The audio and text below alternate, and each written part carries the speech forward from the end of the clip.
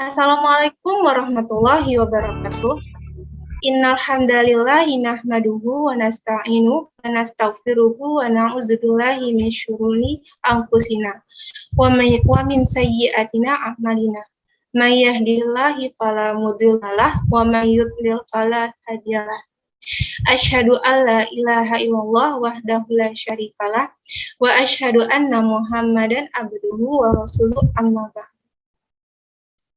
Pertama-tama, marilah kita haturkan kehadiran Allah Subhanahu wa Ta'ala yang melimpahkan rahmat-Nya kepada kita sehingga kita bisa berkumpul pada acara yang insya Allah penuh barokah ini.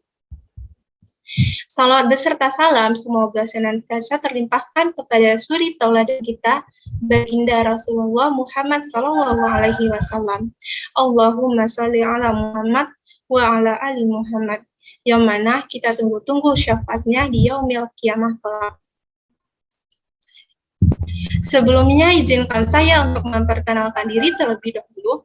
Saya Zakia selaku Master of Ceremony akan membantu jalannya acara Kasein Akbar pada siang hari ini dengan tema yang kami angkat yaitu Prepare the Sakinah Families Foundation.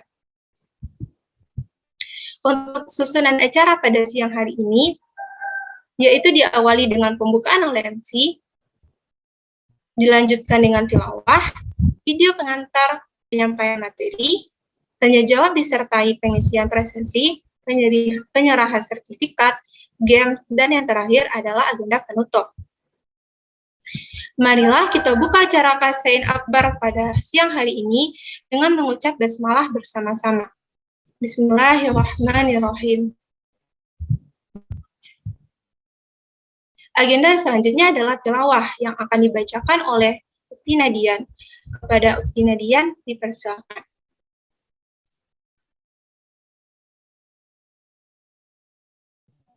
Assalamualaikum warahmatullahi wabarakatuh. A'udzu billahi minasyaitonir rajim. Bismillahirrahmanirrahim. Ya ayyuhan nasu taqu rabbakum alladzi khalaqakum min nafsin wahidatin wa khalaqa minha zawjaha wa batha minhuma rijalan katsiran wa nisaa wattaqullaha alladzi tasaaluna bihi wal arham innallaha kana 'alaikum raqiba. Shadaqallahul azim. Artinya, hai sekalian manusia, bertakwalah kepada Tuhanmu yang telah menciptakan kamu dari seorang diri, dan daripadanya Allah menciptakan istrinya, dan daripada keluarganya Allah memperkembangbiakkan laki-laki dan perempuan yang banyak. Dan bertakwalah kepada Allah dengan mempergunakan namanya, kamu saling meminta satu sama lain. Dan peliharalah hubungan silaturahim, sesungguhnya Allah menjaga dan mengawasi kamu. Quran Surat An-Nisa ayat 1. Wassalamualaikum warahmatullahi wabarakatuh. Waalaikumsalam warahmatullahi wabarakatuh. Sadaqallahul azim. Maha besar Allah atas segala firman-Nya. Terima kasih saya ucapkan kepada Ukti Nadian atas lantunan tilawahnya. Acara yang selanjutnya yaitu sambutan. Sambutan yang pertama akan disampaikan oleh Ketua Pelaksana Kasein 2021 kepada Kaseptim, dipersilakan. Terima kasih waktunya kepada MC. Sebelumnya, Assalamualaikum warahmatullahi wabarakatuh. Alhamdulillahirabbil alamin. Wa bihi nasta'in 'ala umuri dunya waddin. Wassalatu wassalamu 'ala asyrofil anbiya'i wal mursalin sayyidina wa maulana Muhammadin wa 'ala alihi wa sahbihi ajma'in. Pertama-tama marilah kita panjatkan puji syukur kehadirat Allah Subhanahu wa Ta'ala yang mana atas berkat rahmat, taufik, hidayah serta inayahnya kita dapat berkumpul pada majelis online Kasein Akbar 2021 ini, insya Allah dalam keadaan sehat walafiat. Amin. Kedua,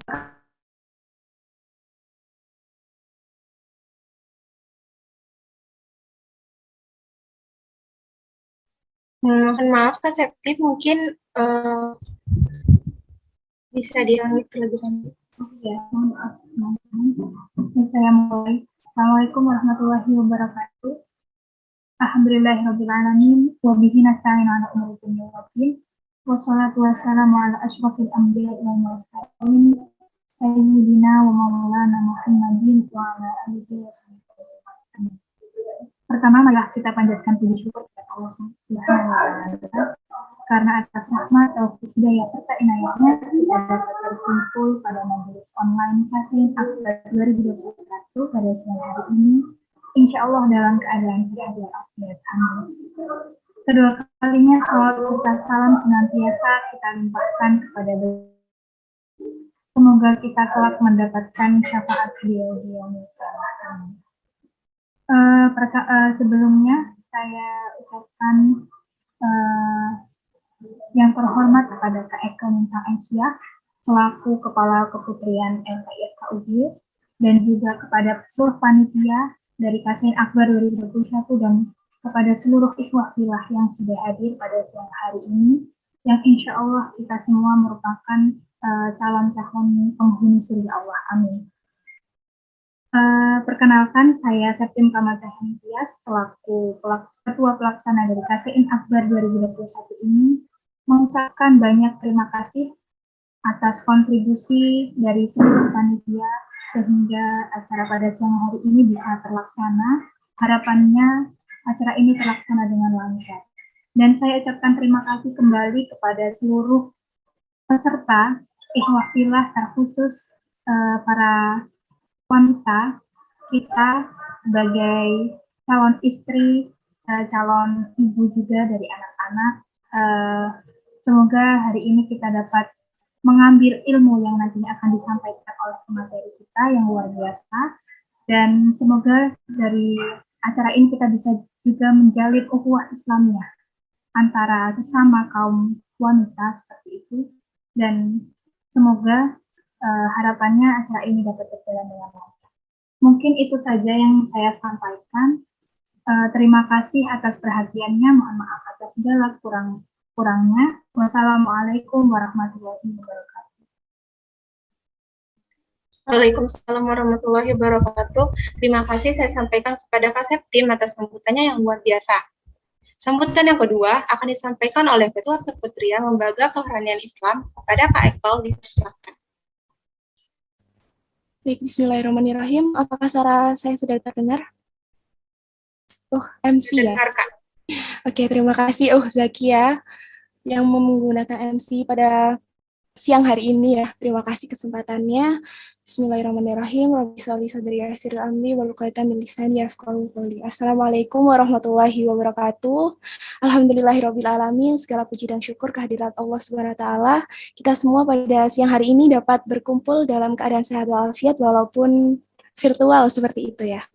Dan semoga salawat serta salam kita curahkan, kita limpahkan kepada Nabi besar Muhammad SAW yang telah memberikan kita jalan yang lurus, jalan yang diridhoi oleh Allah Subhanahu wa taala.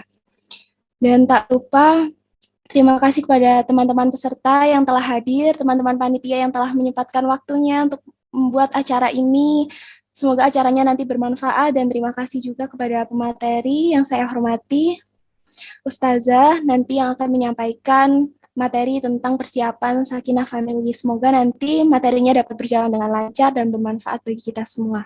Dan seperti sabda Rasulullah SAW, di mana wanita adalah tiang negara, apabila wanitanya baik, maka baik pula negaranya, dan apabila wanitanya rusak, maka rusak pula negaranya. Dan semoga kita termasuk dalam wanita-wanita yang nanti selalu memperbaiki diri, selalu memperbaiki setiap harinya jauh lebih baik lagi. Baik, akhirul kalam, mohon maaf jika ada salah kata. Semoga nanti apapun salah kilafnya acara ini dimaafkan ya oleh teman-teman peserta, dan semoga nanti acaranya berjalan dengan lancar. Oke, terima kasih. Wassalamualaikum warahmatullahi wabarakatuh. Waalaikumsalam warahmatullahi wabarakatuh. Terima kasih kami sampaikan kepada Kak Iqbal atas sambutannya yang luar biasa. Nah, sebelum kita memasuki agenda materi, supaya lebih mari kita saksikan video pengantar yang telah disiapkan oleh panitia. Kepada panitia yang bertugas, dipersilakan.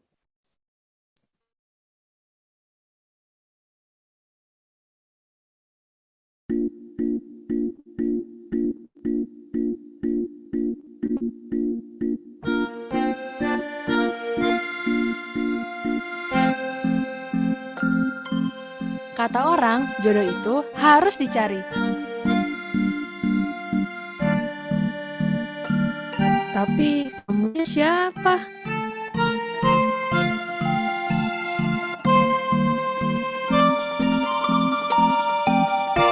Banyak yang bilang juga jodoh itu harus dikejar.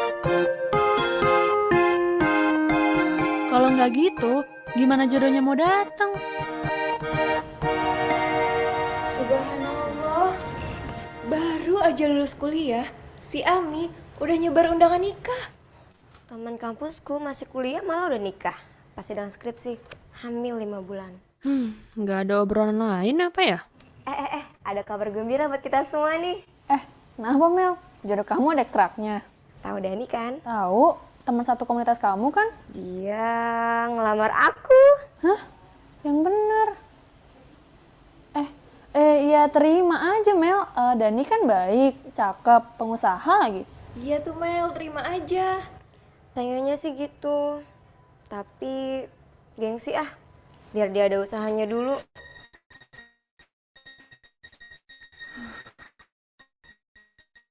Kok belum ada yang ngelamar aku ya?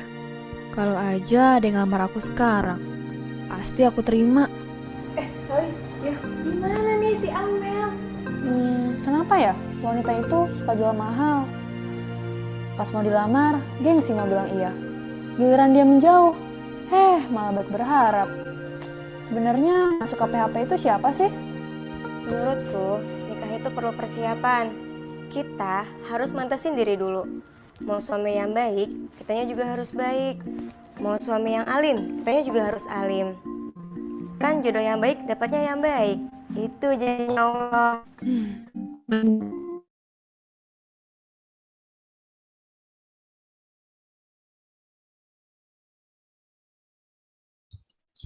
Wah, Masya Allah banget kan videonya.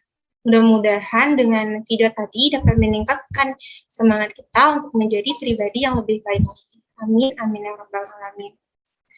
Nah, sebelum memasuki agenda materi nih, pertama saya ingin nanya-nanya dulu nih kepada teman-teman yang akan dulu. Di sini, Jihan gimana nih? Halo Jihan. Iya, halo Kak Zakia. Gimana nih kabarnya Kak Jihan? Alhamdulillah bahagia dan senang ya bisa bergabung sama teman-teman ukhti kelas semua di KCN sekarang. Alhamdulillah. Bagaimana nih Kak persiapannya di KCN Akbar nih, sudah yang terakhir kan, sudah yang KCN Akbar yang ke-10 nih.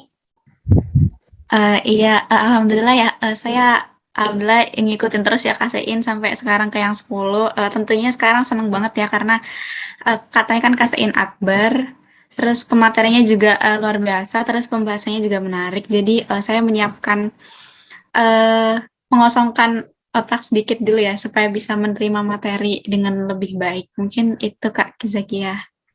Wah, jadi udah disiapin ya Kak. Jangan lupa ya nanti disiapin alat-alat tulisnya saat penyampaian materi. Oke, siap Kak Zakia. Baik, terima kasih Kak Jihan.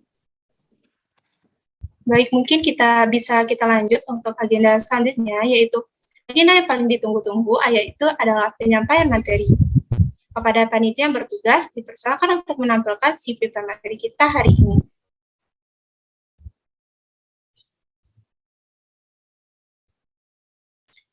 Aktivitas beliau saat ini yaitu membina komunitas status online bersama teman-teman di kampus Bogor, tergabung sebagai tim pengisi dalam segmen khusus Akhwat, Sister of Yours, dan tenaga pengajar Wakasek Satras. Untuk pengalaman organisasi beliau pada tahun 2016 sampai 2017 sebagai staf Badan Eksekutif Mahasiswa Fakultas Teknologi Pertanian UB, pada tahun 2016 sampai 2017 sebagai staf eksekutif mahasiswa Universitas Brawijaya Malang, dan pada tahun 2018 sampai 2019 sebagai tim redaksi dan announcer Voice of Muslimah Malang. Untuk riwayat pendidikan beliau pada tahun 2009 sampai 2015 di Pesantren Darun Najah Ulu Jami, Jakarta Selatan, pada tahun 2015 sampai 2019 di Universitas Brawijaya Malang, jurusan Keteknikan Pertanian. Baik, agar tidak lama-lama lagi, mari kita sambut pemateri kita hari ini, yaitu Kak Salsa Delanakor. Assalamualaikum Kak Salsa, bagaimana Kak hari ini? Waalaikumsalam warahmatullahi wabarakatuh. Bentar ya, ini masih mengkondisikan dulu sebentar. Alhamdulillah kabar baik teman-teman. Baik Kak, untuk Kak Salsa ini sedang berada di mana ya Kak?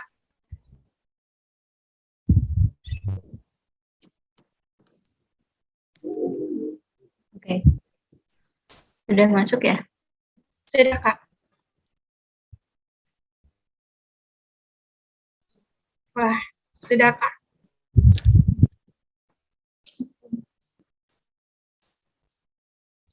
Nah, untuk teman-teman nih, jangan lupa untuk disiapkan alat tulisnya dan dapat juga menyimak materi dengan baik, karena akan ada hadiah menarik berupa door prize bagi yang beruntung. Lumayan banget kan? Baik, tanpa berlama-lama lagi, kepada Kak Salsa dipersilakan. Ya, ini sebentar, gambarnya agak nge-freeze kayaknya ya. Tapi suaranya masuk dengan jelas. Insya Allah masuk Kak. Jelas ya, ya udah. Nggak apa-apa ya, ini kayaknya ada kendala jaringan karena kebetulan masih belum bisa di rumah. Baik, sebentar saya coba share screen dulu. Sambil saya buka dulu ya teman-teman. Bismillahirrahmanirrahim. Assalamualaikum warahmatullahi wabarakatuh. Waalaikumsalam warahmatullahi wabarakatuh.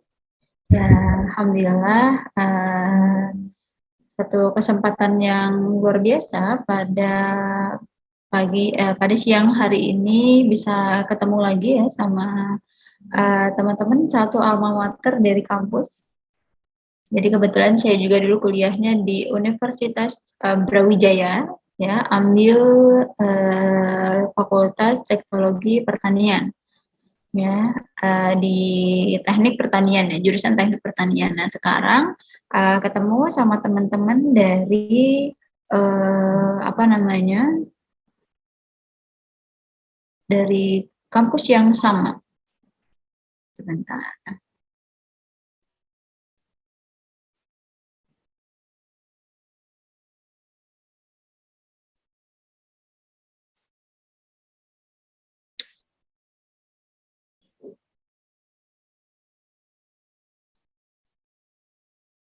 Oke, ini nanti langsung dimulai aja atau gimana Teh? Ya Kak, mungkin bisa langsung dimulai ya Kak. Oke, sebentar.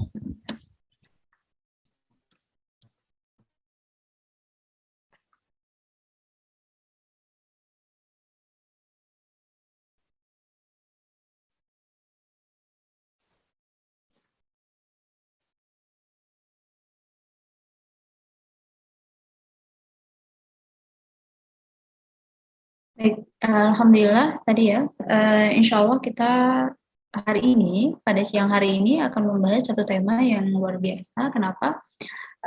Karena kita akan mengulas ya sedikit banyak tentang bekal kita atau pemahaman kita sebagai seorang perempuan dan kenapa kemudian pembicaraan tentang hal ini saya kira ini bukan sesuatu yang baru mungkin ya, artinya kita juga harus berusaha untuk terus memperdalam ilmunya.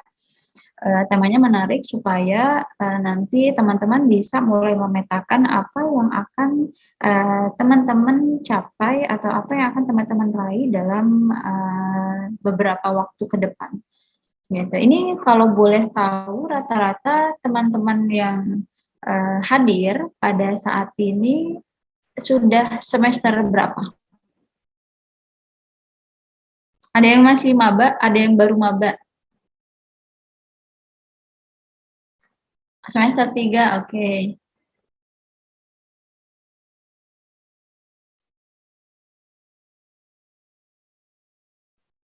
Semester 3 rata-rata.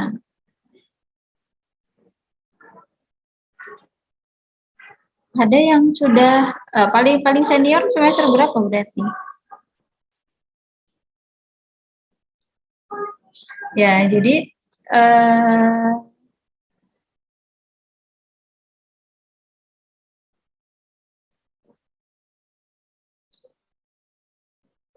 oke.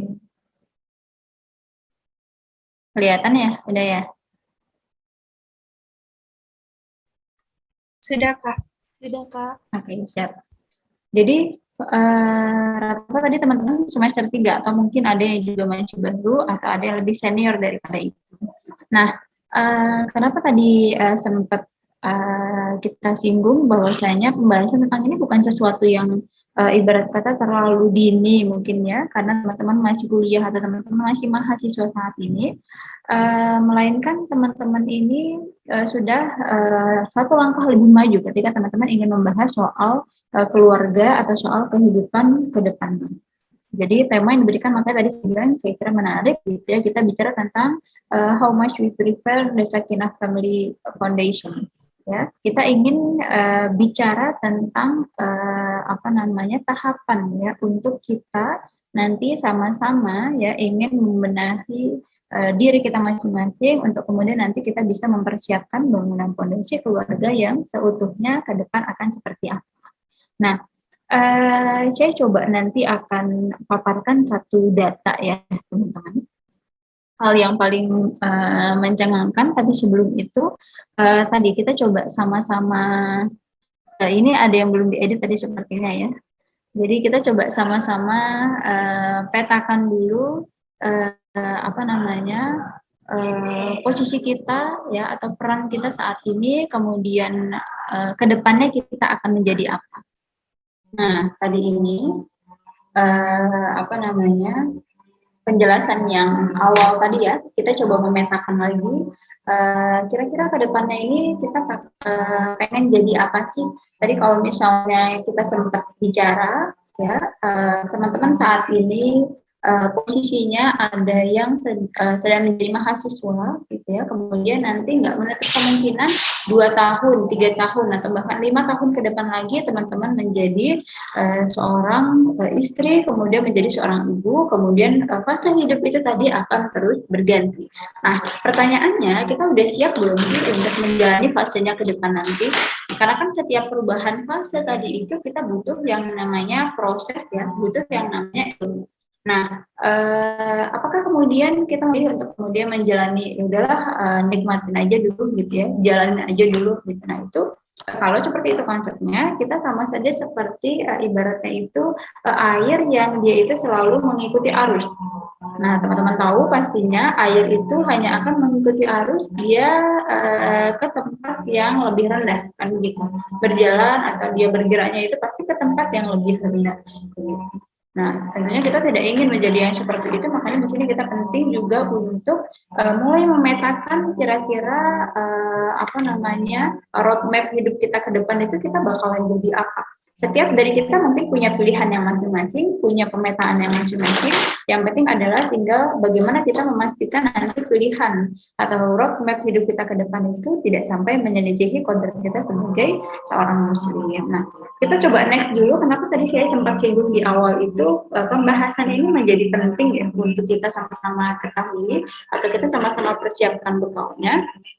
Karena belakangan gitu ya teman-teman, ada satu fakta yang mencengangkan di Indonesia, di mana angka perceraian kita itu setiap tahun itu semakin meningkat, begitu. Dan ya teman-teman pasti tahu lah kalau di media sosial gitu ya, banyak kemudian video atau mungkin konten yang ketika itu viral, kemudian itu konteks isu pembahasannya itu tentang mungkin perceraian, pelakor dan semacamnya gitu ya. Artinya ada ketidakseimbangan posisi kehidupan rumah tangga tadi itu, sehingga banyak yang kemudian mengalami keretakan. Nah, itu kenapa kok bisa terjadi seperti itu dan kenapa kok datanya itu sampai sebegininya? Saya punya kenalan kakak kelas ya, beliau mengambil pasca sarjana di Universitas Islam Negeri Jakarta. Nah, salah satu poin yang menjadi konsen penelitian beliau ketika mengambil tesis S2 itu adalah tentang konteks tingginya angka perceraian di Indonesia.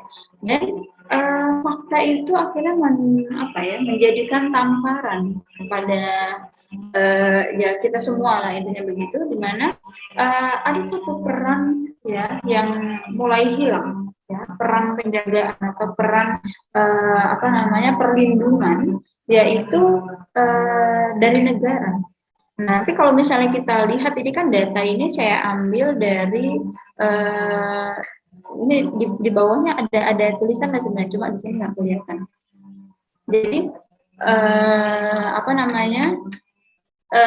data ini menjadi rekomendasi ya dari kantor pengadilan agama untuk kemudian diteruskan kepada kantor urusan agama atau KUA di daerah regional masing-masing, sehingga itu kemudian menjadi rekomendasi beberapa waktu belakangan. Nanti teman-teman mungkin kalau misalnya menjalani prosesi menuju pernikahan, kan nanti harus mengurus ke KUA dan lain sebagainya. Nanti di sana itu ada salah satu syaratnya itu harus mengikuti pembekalan pranikah, pembekalan atau konseling atau sertifikasi bahasanya begitu. Yang itu dilakukan pranikah atau sebelum dia menikah. Nah, itu apa konten isinya itu? Itu adalah tentang tadi pembekalan-pembekalan soal kehidupan rumah tangga, yang itu harapannya mindsetnya pemerintah tadi, kenapa sih kok sampai KUA harus memberikan konseling atau memberikan pembekalan tadi itu, supaya menekan tingginya angka perceraian ini tadi. Tapi sebenarnya gini teman-teman, kalau misalnya dilogikakan ya, kehidupan pernikahan itu kan tidak cuma 1 hari, 2 hari begitu ya, berapa pekan, berapa bulan, tapi kan bertahun-tahun ke depan. Nah, tapi counselingnya atau bimbingan itu cuma 1 jam, cuma 1 hari itu. Ada yang cuma 1 jam, malah waktu itu teman saya itu ada ketika di kantor KUA Tanah Sareal itu, bukan di Tanah Sareal, di Jakarta ikutnya ya, karena KTP-nya masih KTP Jakarta. Teman saya itu cuma datang, kemudian dia itu cuma sekedar udah nanti kamu begini, ditanya-tanya, terus udah pulang. Nah, kebetulan saya waktu itu ikut yang counselingnya itu dia dijelaskan lumayan panjang ya, sampai 3-4 jam lah kalau nggak salah gitu.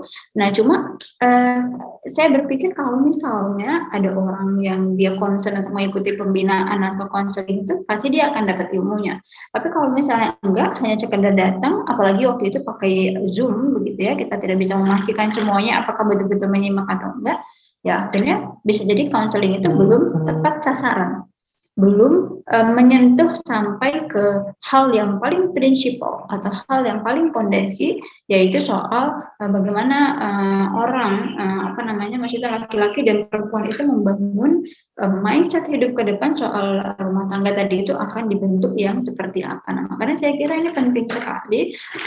Artinya begini, masih banyak di seluruh sana orang yang kemudian itu hanya menjalani atau memandang ya, melihat pernikahan tadi itu ibarat kata seperti sesuatu yang sifatnya itu ya hanya senang-senangnya mungkin begitu ya, tapi tidak menyiapkan bekal untuk menghadapi fenomenanya ke depan. Nah, ini penting gitu ya. Nah, ini juga menjadi satu ini tadi yang sempat saya singgung ya, makanya angka perceraian tadi itu ya menjadi rekomendasi, tingginya angka perceraian tadi itu menjadi rekomendasi dari pihak KUA oleh pemerintah untuk kemudian mengadakan konseling atau bimbingan kepada setiap pasangan yang ingin, kepada setiap calon yang ingin melangkah menuju jenjang pernikahan. Tapi ya ternyata itu saja belum cukup. Ya, kenapa? Karena pada faktanya, pada realitanya, pembinaan itu kan tidak cukup hanya sekali, 2 kali, tapi terus intensif. Ya, teman-teman deh coba misalnya nanti kalau misalnya ngerasain ya, yang namanya menyusun skripsi. Kalau misalnya bimbingan atau konselingnya itu cuma di awal aja, sekali jebret dosen ngasih detail-detail apa aja yang perlu ditulis segala macam, kemudian tidak ada revisi, tidak ada supervisi atau pendampingan gitu ya, nanti pasti teman-teman bakalan kaget itu pas di sidang akhir. Kenapa? Karena kita nggak punya satu bayangan yang clear soal kira-kira nanti ini dalam perjalanannya udah benar atau belum. Terus kemudian kalau misalnya teman-teman ada yang meneliti, kira-kira variabel penelitiannya udah benar, udah tepat atau belum. Terus metode penelitiannya sudah sesuai atau tidak dan lain sebagainya. Nah, kalau itu tidak clear dari awal sesuai dengan supervisi atau pendampingan dari dosen, kan kita nanti akan menderita ketika di ujung atau di akhir. Atau bahkan ketika dalam perjalanannya tadi itu bisa jadi kita terseok-seok, sudah sedikit melangkah menuju bubar skripsinya kan begitu. Nah, itu dalam satu konteks skripsi. Kalau kita bicara kehidupan ke depan, apalagi bukan pernikahan tadi itu, makanya menjadi penting ada peran dari lingkungan atau bahkan negara tadi itu untuk betul-betul memastikan ya, mengedukasi setiap warga negara yang tadi itu paham ya, atau bahkan negara itu punya peran untuk mencegah ya semakin tingginya angka perceraian. Karena kenapa sih perceraian itu berdampak yang cukup parah gitu ya untuk tatanan keluarga. Karena saya pernah punya teman juga, kebetulan sahabat dari SMP SMA ya, pada saat itu di pesantren. Nah, suatu ketika dalam suatu kesempatan dia main ke Bogor dari rumahnya di Bekasi. Jadi emang seniat itu main ke Bogor. Kemudian cerita ya tentang apa yang kemudian dialami oleh dia posisinya sebagai anak dengan menghadapi kedua orang tua yang sudah bercerai. Nah, saya menceritakannya tidak dalam rangka untuk membuka aib atau tidak, tapi memang ini ada satu pelajaran penting yang kemudian dia sampaikan secara lisan kepada saya juga, dan saya kira ini menjadi pelajaran untuk kita semua. Apa yang dia katakan, emang benar ya, kata dia gitu. Kenapa sih Allah itu sebetulnya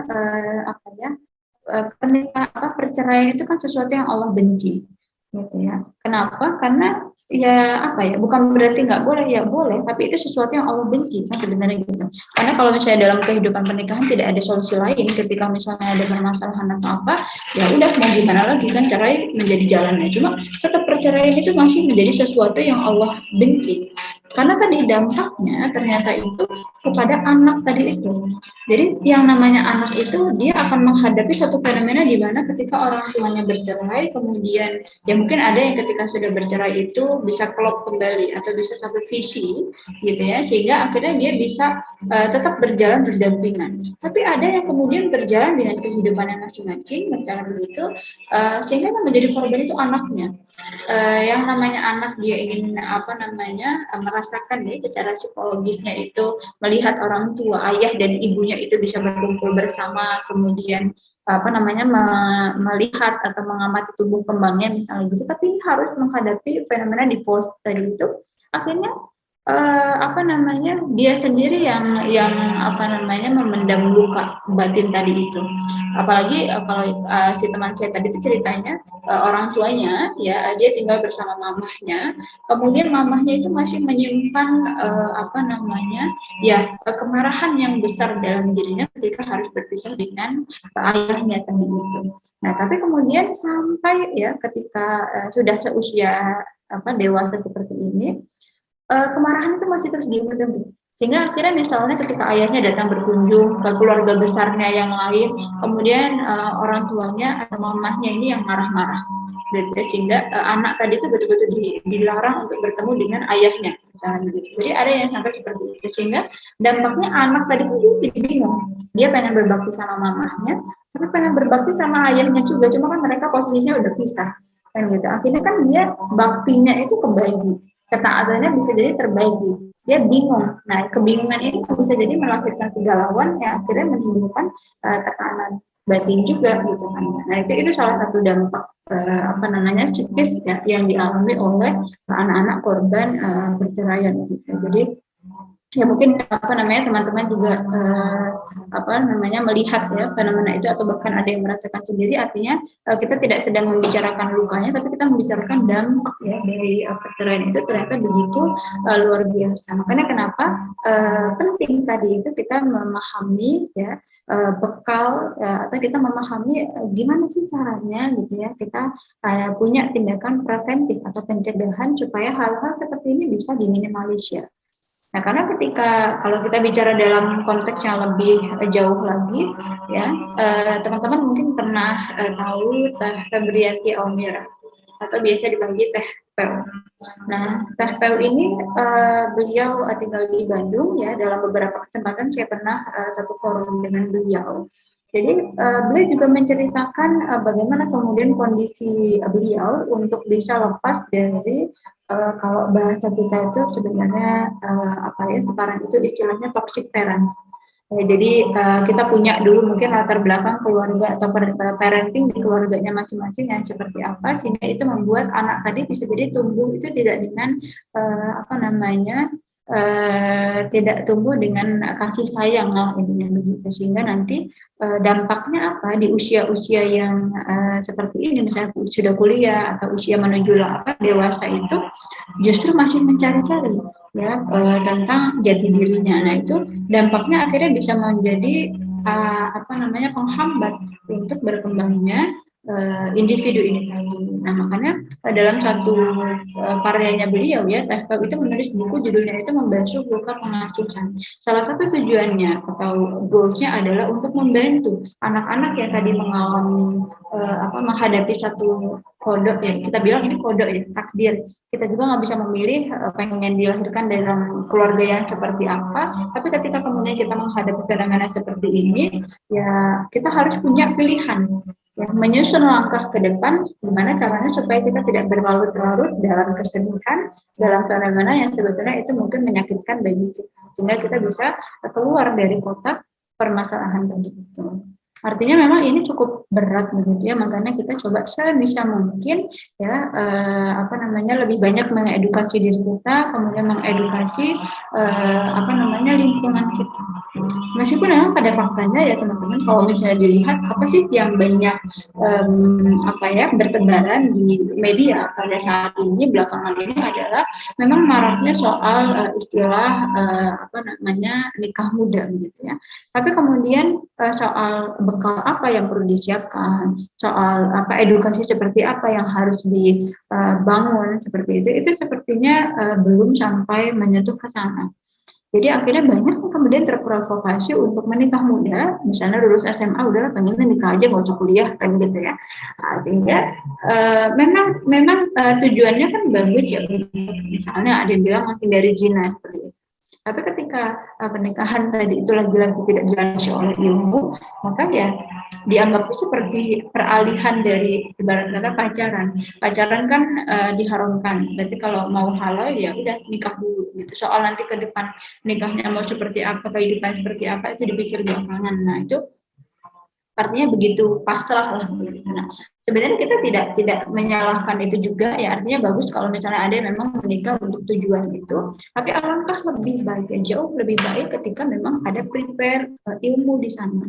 Jadi kita itu prinsipnya ya sebagai seorang muslim kita harus punya pemahaman yang pertama itu kita berpikir sebelum bertindak, al-fikru qoblal amal itu penting. Jadi supaya kita itu enggak jadi orang itu selebor. Pokoknya asal ngejalanin aja gitu ya, asal ngelakuin pokoknya apa yang kita mau itu kita lakukan, kan nggak seperti itu. Sekarang misalnya ada ngetren apa terus kita sok pengen diikutin semuanya, kan nggak bisa seperti itu. Nah tetap kita punya bekal dulu, kita harus punya remnya dulu. Nah remnya itu apa tadi, ilmu tadi itu kita harus mikir dulu sebelum kita ngelakuin, sebelum kita memutuskan sesuatu kita harus paham dulu konsekuensinya, kemudian gambarannya ke depan seperti apa. Nah makanya kalau kita bicara rumah tangga tadi itu gitu ya, atau konsep keluarga yang islami ya, penting untuk memahami posisi kita dulu. Nanti kalau misalnya kita nih hari ini tadi kan masih sebagai seorang mahasiswa mungkin ya, kemudian masih sebagai seorang anak gitu ya, seorang yang single lah ibaratnya gitu. Terus nanti kira-kira gimana kalau kita menjadi istri? Oh, berarti kita harus punya kemampuan komunikasi. Kita harus mulai belajar soal bagaimana kita memahami karakter orang lain, yaitu laki-laki yang berbeda dengan perempuan, maksudnya begitu. Kemudian nanti kita akan menjadi seorang ibu. Apa kemudian bekal yang harus kita siapkan? Oh, berarti kita harus paham bagaimana caranya mengurus urusan domestik, ya. Urusan domestik itu masuk urusan rumah tangga, gitu ya, tapi tidak menutup kemungkinan juga nanti seorang ibu bisa beraktivitas di urusan publik atau di tempat-tempat umum, misalnya dia adalah seorang dai, atau kalau teman-teman dari fakultas kedokteran berarti ada yang berprofesi sebagai dokter, nantinya dia akan terjun di masyarakat, berarti kan dia juga beraktivitas di ranah publik. Nanti ini yang kadang-kadang sering muncul pertanyaan, emangnya boleh perempuan itu pada saat yang sama dia beraktivitas di ranah domestik sama ranah publik? Boleh-boleh aja, asalkan pembagiannya itu jelas. Jadi ketika misalnya perempuan itu sebagai seorang ibu, ya warabbatul bait, maka dia nanti harus memastikan gimana sih urusan di rumahnya itu semua bisa kelar, misalnya begitu ya, sebelum nanti berurusan di luar, misalnya begitu. Nah, hal-hal seperti itu tadi teman-teman nggak bisa hanya karena gambling atau karena kita kayak tang-ting-tung gitu ya, milih semaunya kita gitu ya, kan nggak bisa seperti itu, harus tetap butuh yang namanya ilmu. Nah, makanya fokusnya pada poin ini adalah kenapa sih tadi itu banyak konteks perceraian itu bisa terjadi, karena bisa jadi minimnya edukasi gitu ya, sementara banyak sekali provokasi di luar sana yang mendorong orang-orang untuk cepat-cepat menikah gitu ya, sehingga poinnya lebih penting ya, yang menjadi landasan yakni ilmu tadi itu nggak sampai disentuh gitu. Nah, kita coba next dulu. Ini sepertinya waktunya sudah mau habis ya. Tapi saya coba izin nanti mungkin terlambat sedikit. Maksudnya lewat sedikit. Nah, kalau tadi kita bicara soal fondasi keluarga sakinah, apa sih yang dimaksud dengan sakinah? Mungkin ada ya teman kita atau kita pernah mendengar nama orang itu namanya sakinah gitu ya. Sebenarnya bukan soal kata-kata saja, maknanya itu jauh daripada itu. Sakinah itu adalah berarti ketenangan dalam kehidupan ya, kehidupan rumah tangga pada khususnya itu hanya bisa diraih ketika seseorang itu dia memahami betul potensi penciptaannya itu, fitrah penciptaannya.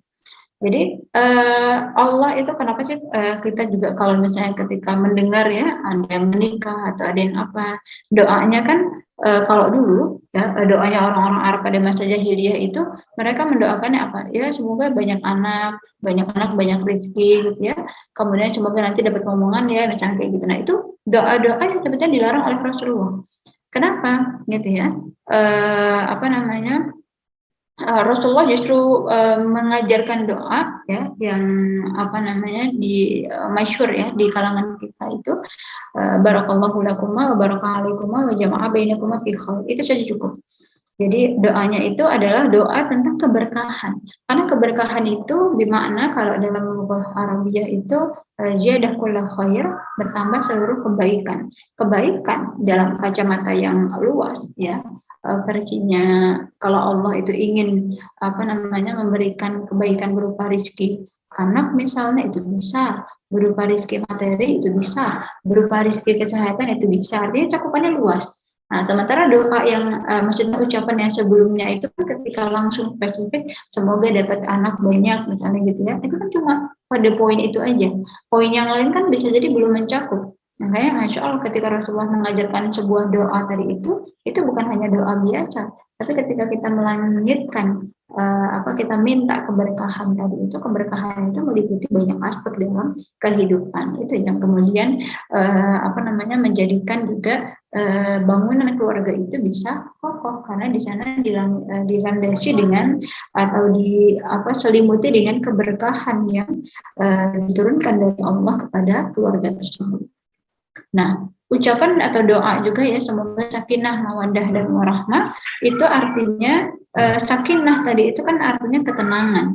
Ketenangan yang dimaksud adalah ketika seorang muslim atau muslimah misalnya, pada faktanya atau pada realitanya kan seseorang itu ketika masih sendiri, ya itu dia akan mengalami katakanlah gejolak emosional, ya atau mengalami kondisi hidup yang bisa jadi itu fluktuatif atau moody. Ya, itu karena memang dipengaruhi bahasanya ada karena hormon atau karena apa namanya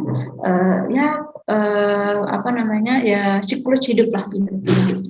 Nah, tapi kemudian ketika nanti Allah sudah mempersatukan tadi itu dengan pasangannya, dijadikanlah keduanya itu bisa saling melengkapi. Inilah kemudian yang diharapkan menjadi sakinah, yang menimbulkan ketenangan, karena masing-masing itu bisa menjadi pelengkap satu dengan yang lainnya. Nah, tapi ya, bukan kemudian orang yang sudah menikah tadi itu lantas serta merta ujuk-ujuk bisa sakinah. Ya, ada poin yang mendasar kenapa kok dia bisa sakinah. Gitu ya. Kalau seorang maksudnya setiap pasangan tadi itu masing-masing pasangan laki-laki maupun perempuan masing-masing itu sudah paham dengan potensinya masing-masing, sudah paham dengan posisinya masing-masing, dan juga mereka sudah selesai dengan urusan dirinya masing-masing. Nah, urusan dirinya maksudnya seperti apa? Nanti kita akan coba next setelah ini, ya. Jadi Allah kan menciptakan laki-laki dan perempuan itu dengan potensi yang berbeda dong pastinya, gitu ya. Jadi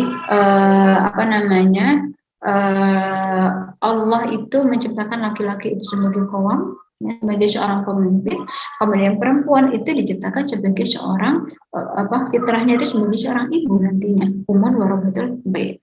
Nah, belakangan teman-teman, ide-ide seperti sesuatu yang jelas seperti ini yang sudah ditetapkan seperti ini oleh Allah, kemudian berusaha untuk di otak-atik.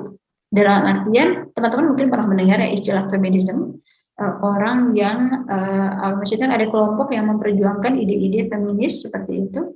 Mereka berusaha untuk mengeluarkan perempuan, gitu ya, melarikan perempuan keluar dari kodratnya. Kodrat yang tadi sudah jelas, Allah petakan perempuan sebagai warabatul bait, kemudian dipaksa untuk keluar. Perempuan menurut mereka, perempuan itu dibiarkan memilih sendiri pilihannya apakah menjadi seorang businesswoman, apakah menjadi seorang wanita karir, apakah menjadi seorang yang berprofesi misalnya arsitek kah, desainer kah, atau apa gitu ya. Artinya tidak harus menjadi seorang ibu, menurut mereka begitu. Sehingga belakangan memang ide-ide feminis itu mendegradasi peran perempuan, menjauhkan peran perempuan itu dari ibu tadi itu. Padahal kan sebenarnya sudah sepaket ya, perempuan pasti nanti akan menjadi ibu. Dan kalau kita bayangkan dalam konteks agama ini, ya din Islam ini, Islam itu kan mampu kemudian bertahan itu kan kalau ada pemeluknya, ya sih. Dan pemeluknya itu dari mana? Ya dari banyaknya keturunan tadi itu. Angka kalau teman-teman nanti mungkin bisa browsing juga. Jadi kurangnya atau rendahnya angka pernikahan di Jepang atau di negara-negara Barat yang lain, gitu ya, itu menyebabkan ancaman baru ya di era modern seperti ini. Ancaman apa? Kepunahan. Kenapa? Karena orang-orangnya itu kan tidak mau menikah, tidak mau punya anak, tidak mau melanjutkan keturunan. Akhirnya apa? Ancaman ke depan akan ada kepunahan. Makanya itu sebetulnya melawan fitrah. Nah, fitrahnya itu apa? Allah sudah menciptakan berpasang-pasangan. Makanya kenapa kalau Rasulullah itu kan juga bersabda ya, Fa in istata'a minkumul ba'ah. Kalau misalnya seseorang itu sudah mampu untuk menikah, gitu ya, maka menikahlah, kan kata Rasulullah. Itu sebuah anjuran. Tapi bukan anjuran tadi bukan dimaknai sebagai provokasi. Maksudnya ada juga setelah orang itu ba'ah tadi kan diminta kalau seseorang itu sudah punya kemampuan, sudah punya bekal yang cukup untuk menikah, maka menikahlah, kan kata Rasulullah begitu. Jadi bukan hanya sekedar disuruh kalau udah balik nikah aja, kan nggak begitu. Nah, artinya menikah itu merupakan satu sunnah, merupakan syariat tadi itu yang kemudian Rasulullah ajarkan, gitu ya.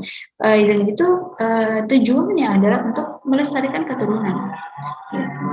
Jadi keturunan itulah nanti ya, banyaknya jumlah umat Rasulullah tadi itu nanti yang akan dibanggakan juga oleh Rasulullah di hari akhir, hari pada saat kita dikumpulkan di padang mahsyar gitu ya, dari mulai umat yang atau manusia yang pertama sejak kemunculan Nabi Adam sampai yang terakhir umat Rasulullah, itu memang nanti ketika dikalkulasikan itu yang paling banyak adalah umatnya Rasulullah, umat Nabi Muhammad, umat akhir zaman. Dan Rasulullah dalam hadis riwayat yang lain itu membanggakan orang yang punya banyak keturunan, gitu ya. Nah, artinya melestarikan keturunan ini tadi itu merupakan fitrah manusiawi begitu yang harus kita pahami. Ada kebaikan yang kemudian bisa diteruskan di sana, ada estafet kebaikan yang nanti bisa diwariskan. Nah, jadi penting kita tadi itu memahami potensi antara laki-laki dan juga perempuan. Ketika kemudian laki-laki sudah memahami posisinya, perempuan sudah memahami posisinya, maka dua hal ini tadi akhirnya ketika bertemu mereka bisa berjalan seiringan, gitu ya.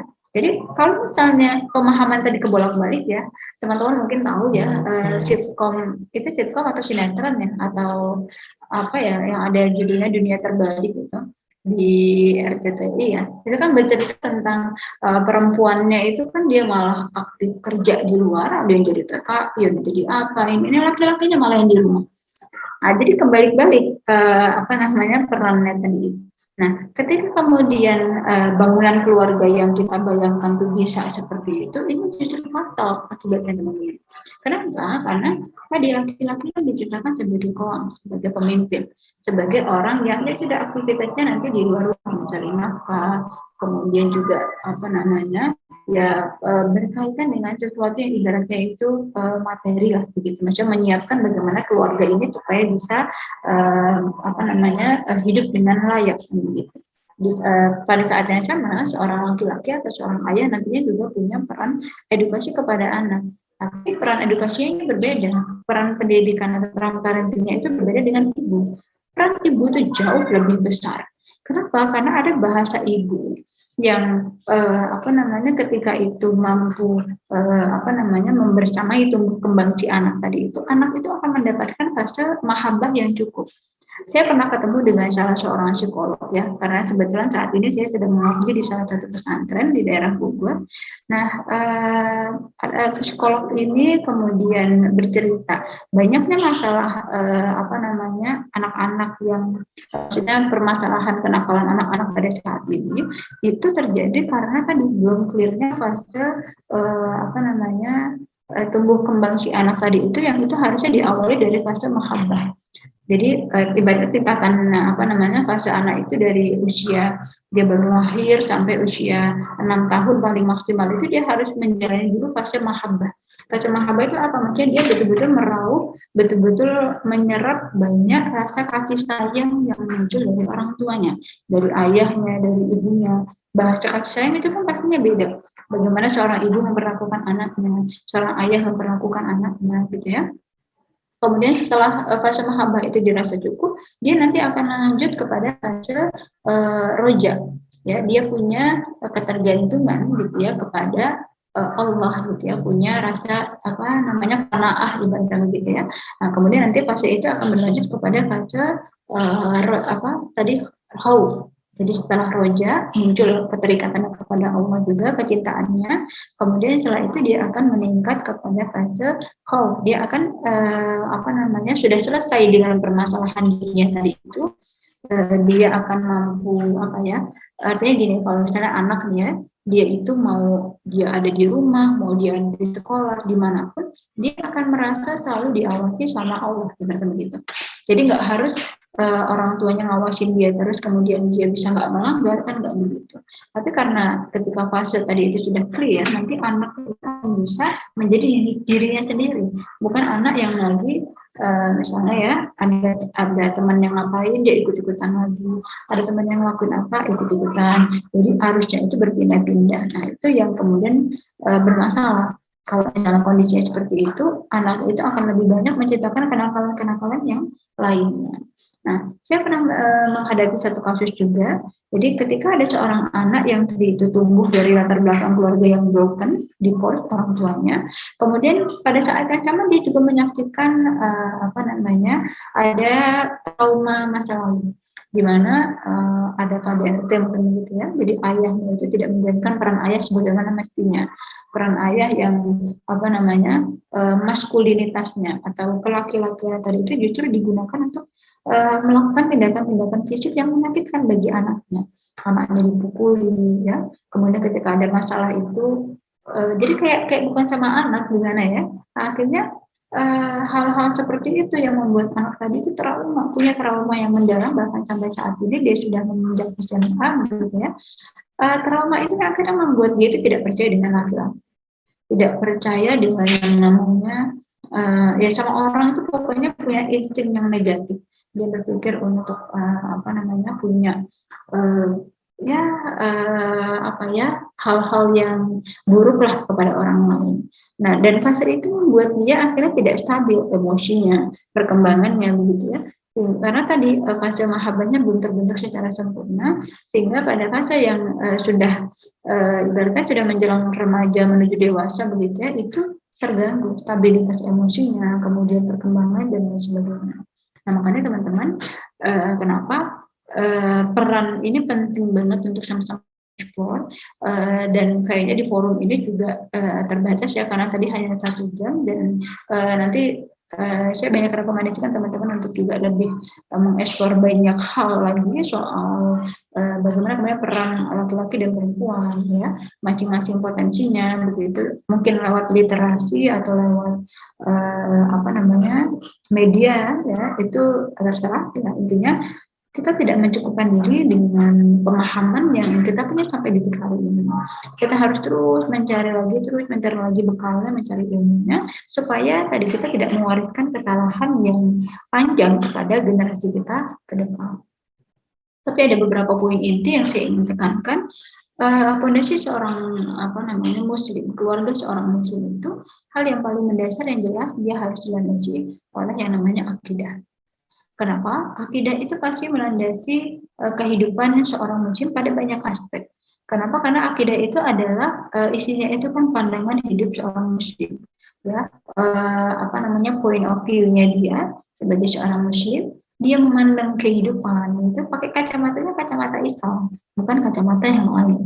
Jadi kayak misalnya ada tadi permasalahan, ya, kemudian ada kejadian atau ada apapun di dalam hidupnya, dia akan balikkan lagi kira-kira gimana ya, Allah ridha apa enggak ya, kira-kira dalam Islam boleh atau enggak ya, terus kira-kira ini sesuai atau enggak ya sama syariat. Kira-kira hal-hal seperti itu yang nanti akan melandasi pola pikirnya, sesuatu yang memang dilandaskan kepada akidah tadi itu. Kalau nggak seperti itu, ya pasti akan ada hal yang lain yang menjadi fondasinya. Nah, sekarang itu kita hidup pada masa atau kita hidup pada kondisi yang tidak ideal. Kondisi di mana kita melihat ada begitu banyak kesalahan yang dibiarkan, sehingga orang akhirnya membenarkan yang biasa, bukan membiasakan yang benar. Contohnya kayak misalnya teman-teman pasti tahu ya, konsep konsep orientasi sesama jenis, orientasi seksual yang suka sesama jenis itu belakangan makin marak. Bahkan saya yakin di kalangan teman-teman mahasiswa itu juga semakin banyak. Karena pada zaman saya saja itu, saya kuliah tahun 2015 waktu itu sudah ada kejadiannya seperti itu. Dan belakangan tuh perkembangannya semakin masif ya teman-teman. Karena memang selain proyek terkait dengan isu LGBT ini tadi juga ada biaya yang besar di baliknya. Banyak orang-orang yang kemudian tanpa sadar menjadi perpanjangan tangan untuk menyampaikan ide-ide seperti itu. Nah, ide-ide seperti ini yang nggak sesuai sama konsep hidup kita sebagai seorang muslim, konsep ideal kita kan ya pastinya balik lagi sesuai dengan Al-Quran dan As-Sunnah, ittiba' Rasul, ya, kemudian juga tidak menyelisih syariat. Kemudian juga menjalankan sesuai dengan apa yang Allah tetapkan, gitu ya. Nah, pada fenomenanya, kenapa sih begitu banyak pelanggaran, begitu banyak hal-hal yang menyimpang pada saat ini? Karena tadi fondasi kehidupannya seorang muslim saja itu bukan lagi berdasarkan akidah Islam, tapi berdasarkan ya udah kalau misalnya dia lagi di tempat-tempat atau lagi di momen-momen yang itu memungkinkan dia untuk menjalankan ritual agamanya, dia jalankan. Tapi kalau di tempat umum itu dia tinggalkan, atau di tempat-tempat tertentu dia fleksibel atau dia sesuaikan dengan keadaan. Nah, ini namanya ada pemisahan atau ada namanya sekularisasi tadi itu. Kalau misalnya di tempat seperti ini dia taat, di tempat seperti ini dia adalah bisa nyesuaiin. Nah, konteks yang seperti ini bahayanya apa? Menjadikan seorang muslim itu akhirnya dia sama jati dirinya sebagai seorang muslim. Lupa kalau akhirnya apa ya? Dia itu minder. Konsep konteksnya minder sebagai seorang muslim itu gimana? Dia itu malu-malu kalau mau ngomongin syariat, malu-malu kalau misalnya mau ngajakin teman sholat, malu-malu kalau misalnya mau negur teman yang sedang bermaksiat. Nah itu tadi ada seolah-olah ada pemisahan atau ada jati diri yang belum terbentuk secara sempurna. Jadi kadang-kadang kita tuh minder untuk ngomongin syariat pada tempat-tempat yang umum. Nah, ini bahaya bagi seorang muslim. Kenapa? Karena nanti ada pengkotak-kotakan kehidupan. Padahal Allah itu kan tidak mengenal, maksudnya kayak Allah tidak hanya ada di tempat sholat, begitu ya. Artinya dimanapun Allah kan mengawasi keberadaan kita. Berarti kita nggak bisa dong menempatkan Islam atau meletakkan Islam tadi itu spot by spot.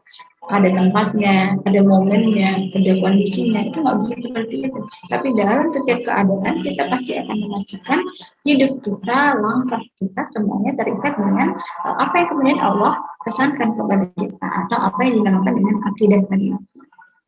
Ini penting. Makanya tadi kalau kita bicara keluarga juga, keluarga itu harus punya bangunan fondasi yang dia terikat dengan akidah ini tadi. Nah, kemudian ya. Yang kedua itu orientasinya. Orientasi keluarga muslim itu juga harus berorientasi kepada akhirat. Artinya kita harus punya pandangan hidup yang visioner ke depan, terlepas dari apapun profesi yang nanti kita jalani, posisi yang sedang kita jalani, tapi tetap muaranya adalah sama, bahwa kita sebenarnya saat ini sedang dalam fase antrian menuju kematian. Karena kehidupan akhirat itu adalah suatu keniscayaan. Surga, neraka itu adalah sesuatu yang nyata. Nah, tinggal kita sudah sejauh mana sih mempersiapkan diri sampai ke sana. Pada fase di mana nanti kita akan mempertanggungjawabkan setiap amal kita, setiap perbuatan kita sudah sejauh mana memikirkan itu. Nah, itu namanya orang yang visioner itu dia kan berpikir sampai sejauh itu. Artinya hidup itu bukan soal setahun, 2 tahun, 3 tahun, atau bukan soal tadi ya pengennya ngikutin arus aja nanti gimana. Nah, nggak seperti itu.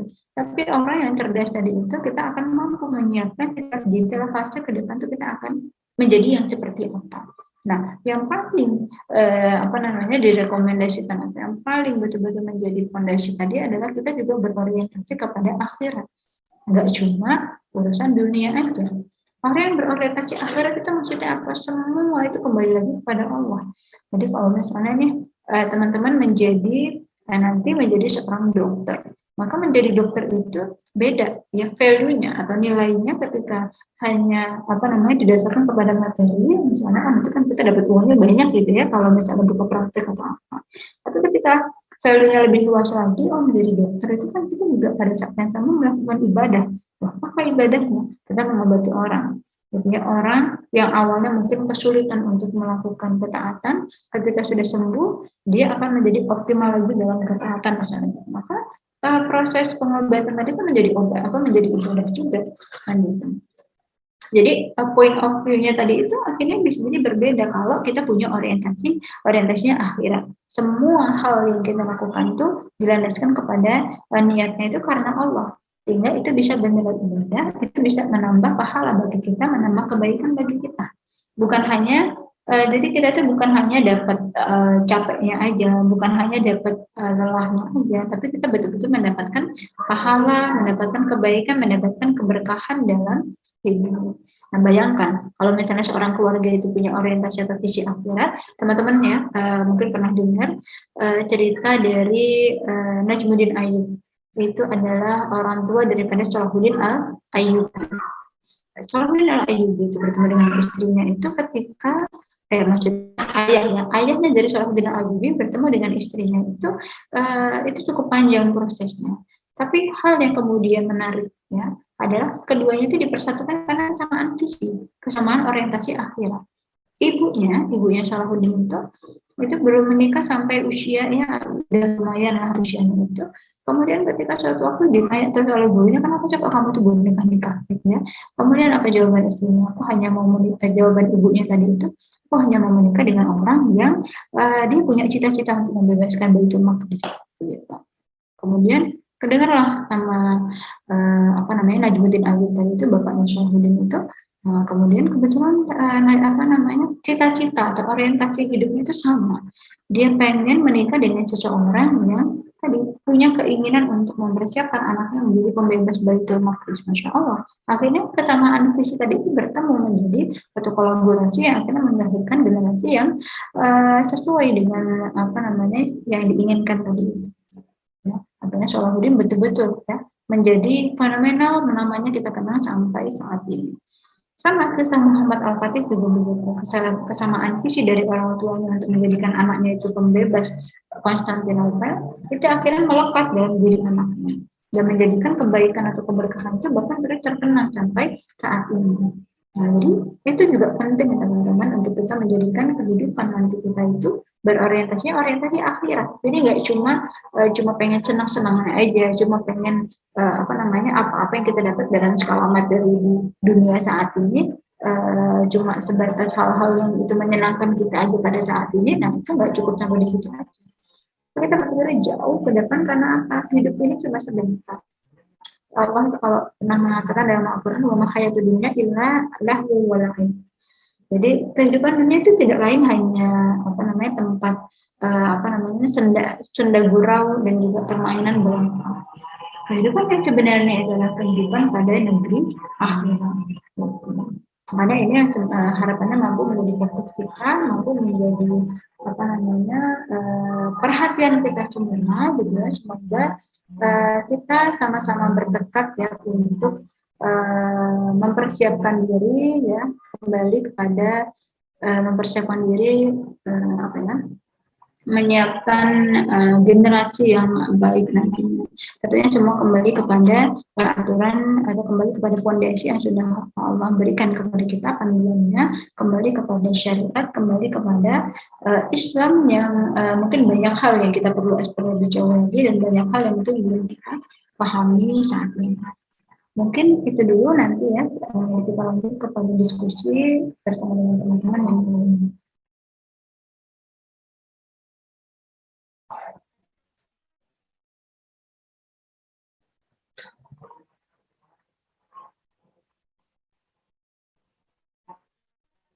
Baik, terima kasih Kak. Saya ucapkan kepada Kak Salsa atas pematerinya yang luar biasa. Nah, bagi teman-teman yang merasa kurang jelas ataupun ingin bertanya lebih lanjut mengenai materi yang disampaikan, dapat langsung raise hand atau menuliskannya di kolom chat Zoom dengan format nama _izin bertanya _pertanyaan. Dan sembari menunggu pertanyaan, kepada panitia yang bertugas dipersilakan untuk mengirimkan link presensi. Dihimbau kembali kepada seluruh peserta untuk segera mengisi link presensi yang akan dibagikan di kolom chat Zoom, karena kehadiran teman-teman akan terekam ketika teman-teman mengisi presensi. Jadi jangan lupa diisi ya. Baik, di sini sudah ada Kak Titi Hanifah. Mungkin bisa disampaikan ya Kak pertanyaannya. Mungkin Mbak izin bertanya, kita mengenai pernikahan seperti itu ya. Nah, bagaimana pandangan Mbak mengenai perempuan yang ingin menghabiskan waktu hidupnya untuk mencari ilmu dan bersekolah, dan mungkin kurang mengurus pernikahan gitu. Kan seingat saya, setahu saya ada imam siapa yang benar-benar menghabiskan waktu hidupnya untuk mencari ilmu dan mengajarkannya seperti itu. Kalau misalnya perempuan melakukan hal yang sama seperti itu, bagaimana menurut Kakak? Terima kasih.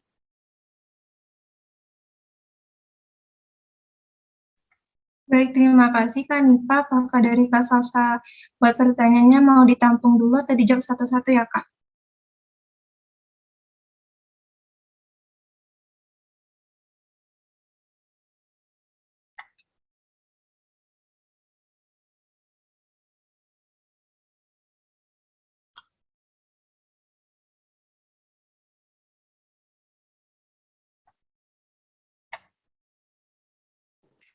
Baik, langsung dijawab aja mungkin dulu ya teman-teman. Ya, baik Kak. Silakan dijawab ya Kak. Terima kasih. Ya, boleh tolong di review lagi tadi seperti apa?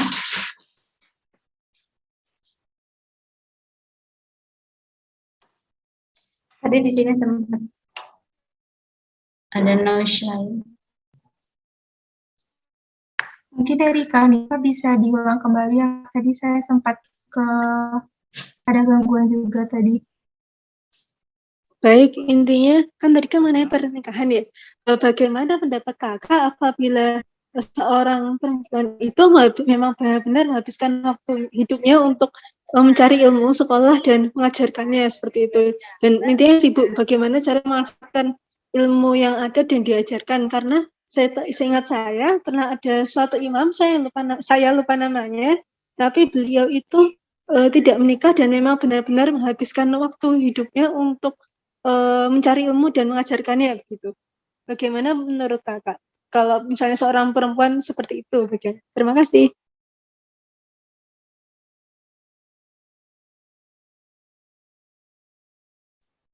Oke, ya. Kalau misalnya posisinya tadi sebagai perempuan ya itu kalau nggak salah namanya itu Imam An-Nawawi ya. Jadi memang beliau itu menghabiskan sepanjang hidupnya itu untuk bahkan untuk membujang. Ya, jadi maksudnya menghabiskan sepanjang hidupnya itu untuk ilmu sehingga beliau itu bahkan tidak sempat untuk menikah gitu. Nah, kalau seperti itu posisinya gimana gitu ya? Kalau kan beliau kan laki-laki gitu ya. Kalau misalnya seorang perempuan, ya sebetulnya ada juga perempuan itu ya yang apa namanya seperti itu juga. Artinya sampai tidak menikah karena fokusnya itu untuk ilmu ya. Sebetulnya itu kembali lagi kepada pilihan masing-masing.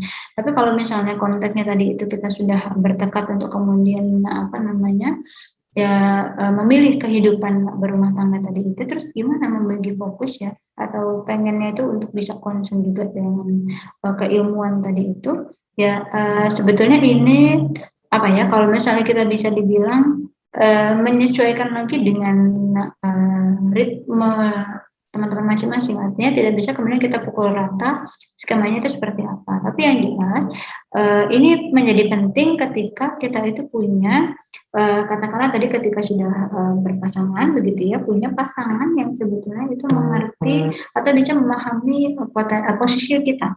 Gitu ya. Kayak misalnya tadi ada yang pengen berprofesi sebagai dosen, pengajar, atau berprofesi yang lain yang itu urusannya dengan umat lebih banyak lagi. Ada seorang dai, ada seorang apa namanya dokter juga misalnya gitu ya. Nah pada saatnya kan dia harus mengurusi keluarga, sementara pada saat itu dia ingin berbagi kebermanfaatan untuk orang lain. Nah ini nggak bisa dilakukan, nggak bisa muncul apa namanya, nggak bisa berjalan dengan apa baik gitu ya kalau partnernya tadi tidak memahami posisinya. Jadi bisa jadi akhirnya nanti main salah-salahan gitu ya, atau malah membebankan semua itu kepada istrinya misalnya gitu. Itu kan misalnya ya ngurus anak itu kan urusanmu misalnya gitu. Jadi kan nanti kamu tuh harusnya nggak boleh kemana-mana, udah ngurus anak aja di rumah kan misalnya begitu. Nah jadi nanti akan menjadi runyam sesuatu yang sebetulnya bisa untuk dibicarakan terlebih dahulu. Kayak misalnya tadi poin apa namanya urusan domestik tadi ya, saya bilang perempuan itu sebetulnya boleh untuk punya urusan di ranah publik juga, artinya permasalahan soal urusan domestik, urusan publik, domestik publik itu bukan menjadi sesuatu masalah yang besar, asalkan kita bisa membagikan pemetaannya itu dengan jelas. Jadi kayak misalnya pemetaan kapan sih kita harus beraktivitas di ranah domestik, kapan kita harus beraktivitas di ranah publik tadi itu. Kalau pembagiannya jelas, ya akan itu menjadi masalah. Kayak misalnya pagi ya, kalau dia punya deadline untuk kemudian bertugas di luar itu jam 8 sampai jam 11 siang. Maka dia akan menyelesaikan urusan domestik di luar waktu itu. Di luar waktu yang dia terjaga untuk beraktivitas di luar tadi itu. Jadi tinggal pembagiannya itu gimana, kalau misalnya sedang crowded atau seperti apa, bisa bekerja sama dengan partnernya tadi itu.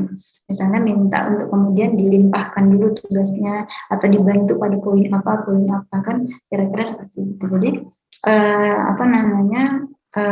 tidak kemudian seolah-olah terhambat semuanya, karena kadang-kadang kalau hal ini tidak dipahami, orang itu akhirnya mindsetnya begini, aduh kalau misalnya habis nikah gitu ya, apalagi punya anak misalnya gitu ya, jadi susah mau ngapa-ngapain gitu ya, jadi mau belajar itu susah, terus jadi mau beraktivitas di luar itu kok kayaknya susah, terhambat, terus apa-apa jadi terhalang gitu. Nah itu mindset yang salah, berarti dia belum punya pemetaan tadi itu, gimana posisinya kalau menjadi seorang ibu gitu ya, dengan segala amanah yang baru gitu ya. Sederhananya gini teman-teman, kalau misalnya teman-teman sekarang posisinya sebagai mahasiswa, teman-teman pastinya nggak cuma ada yang kupu-kupu ya, kuliah pulang, pasti ada yang kura-kura juga, kuliah rapat gitu ya, artinya aktif di organisasi gitu ya. Nah, itu pertanyaan yang sama juga yang melandasi gimana nanti caranya bagi waktu, bagi fokus kan gitu. Dan itu kan harus punya pemetaan, harus punya schedule time yang jelas gitu ya, sehingga waktunya itu bisa bermanfaat semuanya, bisa produktif semuanya. Jadi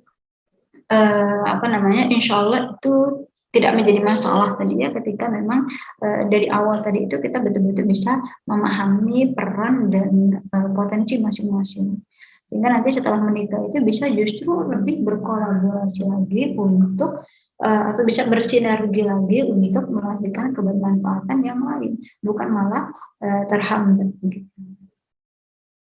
Kira-kira seperti itu, semoga menjawab. Sudah, Kak. Terima kasih. Baik, sama-sama.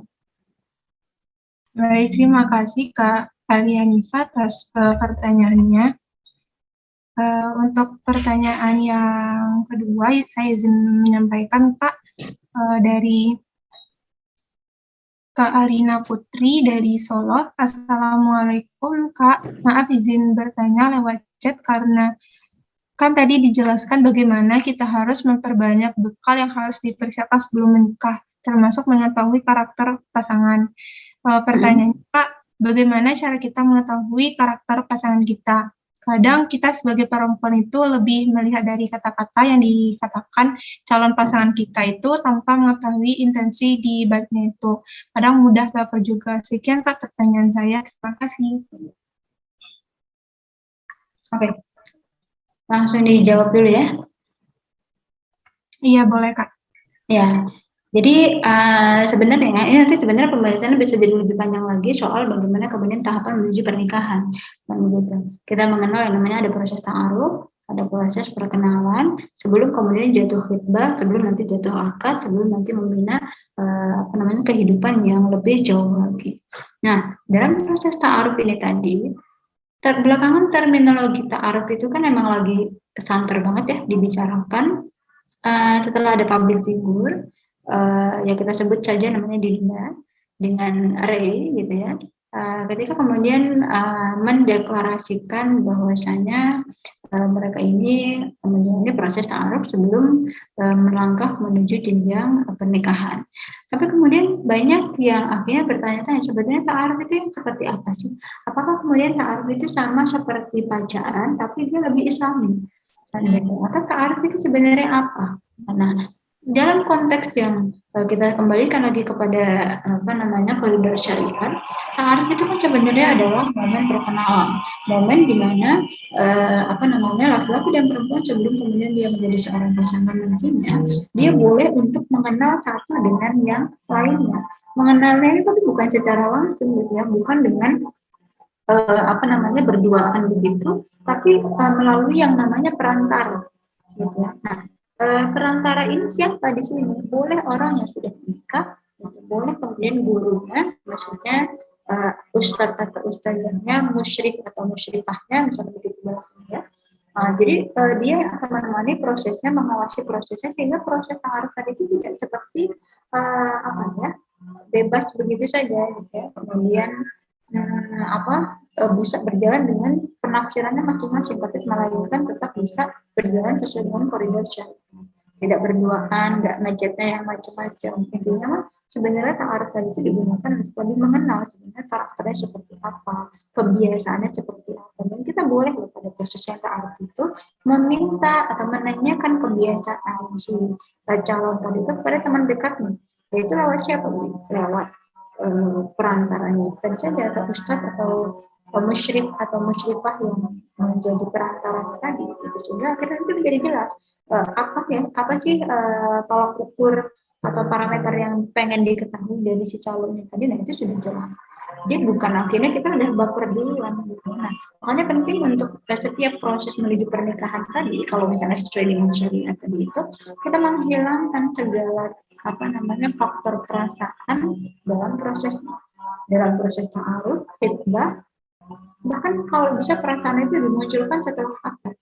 Kenapa? Karena kita untuk menjaga supaya dalam prosesnya itu kita betul-betul bisa terjaga. Karena kan sebenarnya ikatan yang dianggap sah, yaitu ketika sudah ada ijab qabul, ketika sudah akad tadi itu. Sebelum itu, meskipun sudah khitbah, sudah bahasanya itu sudah tukeran cincin, mungkin begitu. Meskipun tukeran cincin juga ada gitu ya dalam Islam. Cuma kan kalau di masyarakat biasanya itu kayak ada tunangan, ada lamaran. Lamaran itu kan bukan pernikahan kan gitu.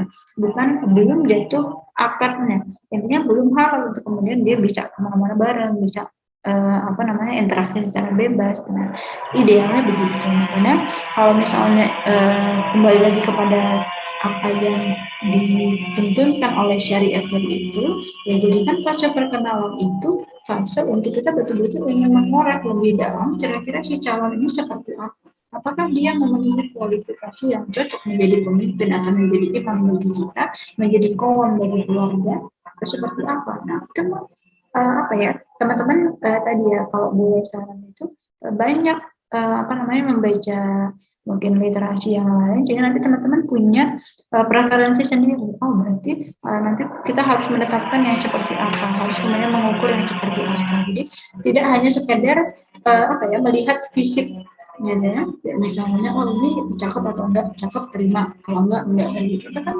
hanya testing luar aja ibaratnya. Tapi hal yang paling penting adalah soal isinya tadi itu, soal kepribadiannya itu sebenarnya seperti apa. Jangan sampai nanti kita malah salah dengan pilihan kedua. Banyak yang kemudian bertanya juga, Kak, ta'aruf itu kayak beli kucing dalam karung nggak sih? Kan benar-benar nggak tahu dia orangnya kayak gimana gitu ya.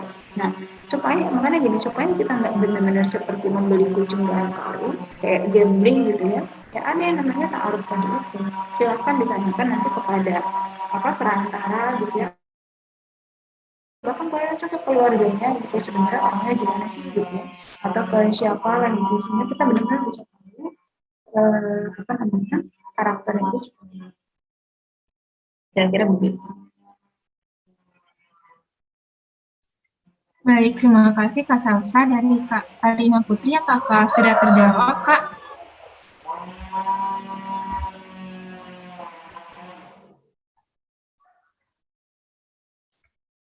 Baik, terima kasih Kak Arina Putri atas pertanyaannya. Mungkin bisa saya lanjutkan untuk pertanyaan yang ketiga, yaitu dari Kak Dewi Ratna dari Universitas Lampung. Izin bertanya, Kak. Di dalam slide yang Kakak sampaikan tadi disebutkan bahwa sakinah itu tidak mungkin diraih bila pasangan itu belum mencapai ketenangan, belum selesai dengan urusan dirinya masing-masing. Yang ingin saya tanyakan, Kak, urusan yang seperti apa, Kak, yang dimaksud di sini? Dari Kakak mungkin ada solusi atau tips dari Kakak. Terima kasih, Kak.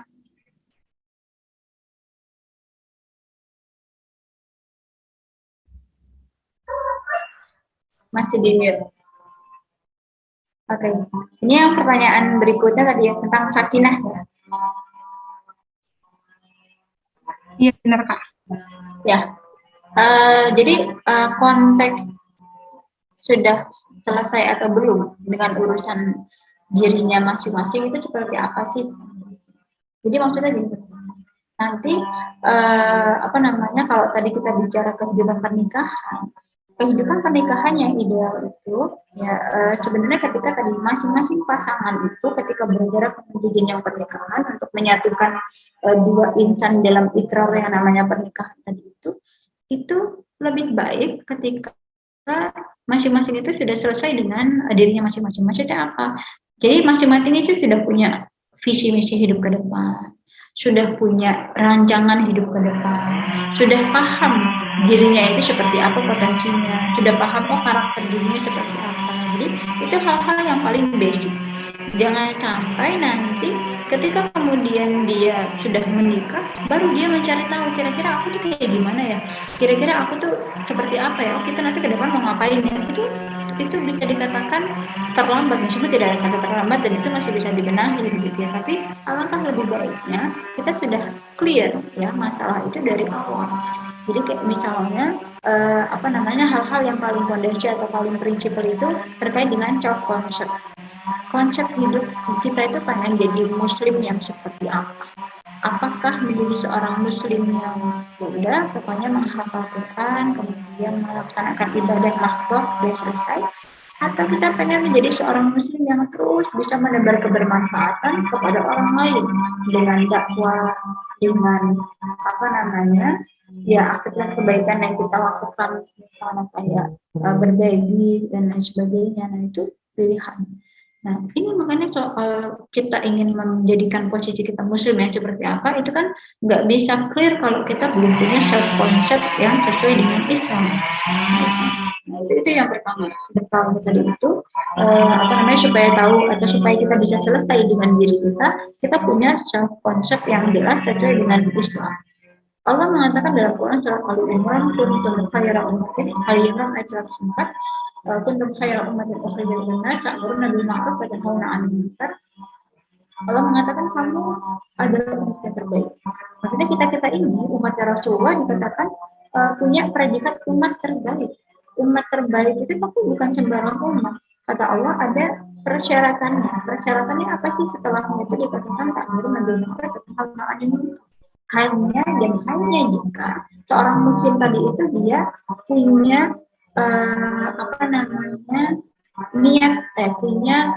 kemauan untuk beramal ma'ruf, menyeru kepada yang ma'ruf, kepada kebaikan, mencegah dari yang munkar. Itu sebenarnya faktor. Jadi yang menjadikan seorang muslim itu menjadi umat terbaik, berarti dia mengangkat martabatnya gitu. Itu ada aktivitas dakwah di sana, ada aktivitas yang dia itu selalu mengingatkan orang lain, selalu menginfluence orang lain untuk mendekat kepada kebaikan. Nah, itu yang menjadi pembeda umat Rasulullah dengan umat yang lain. Ada poin intinya yaitu kita menjadi seorang muslim yang juga orientasi hidupnya adalah untuk orientasi dakwah atau menebar kebermanfaatan kepada orang lain. Itu bicara soal self concept. Kemudian kita punya self esteem. Self esteem itu apa? Jadi kita punya ukuran begitu ya. Soal diri kita itu menjadi seorang muslim itu atau menjadi perempuan muslimah itu pengen yang seperti apa? Pastinya karena perempuan esteem itu apa sih? Akar. Akar itu kalau kita bicara kehidupan seorang muslim gitu. Jadi yang pastinya yang menjadi fondasi atau yang menjadi akar ya perkara akidah tadi itu. Akidah itu kalau kita bilang kita beriman, berarti kita siap dong. Kalau misalnya Allah itu meminta kepada kita untuk menjalankan semua aturan yang Allah kasih, itu kan sudah sepaket ya. Kalau misalnya kita senantiasa mengulang lafaz syahadat dalam sholat kita. Syahadat itu konsekuensinya ya teman-teman, bukan hanya sekedar kita bersaksi bahwasanya tidak ada Tuhan selain Allah, tidak ada utusan selain, tidak ada rasul lain selain Rasulullah gitu. Kita bersaksi bahwasanya Muhammad adalah utusan Allah. Nah, konsekuensi dari syahadat ini ketika kita mengatakan tidak ada ilah selain Allah itu maksudnya apa? Kita tidak meyakini ada sesembahan lain ya selain Allah. Nggak ada fokus lain yang bisa menguras perhatian kita kecuali fokus untuk Allah. Kira-kira seperti itu.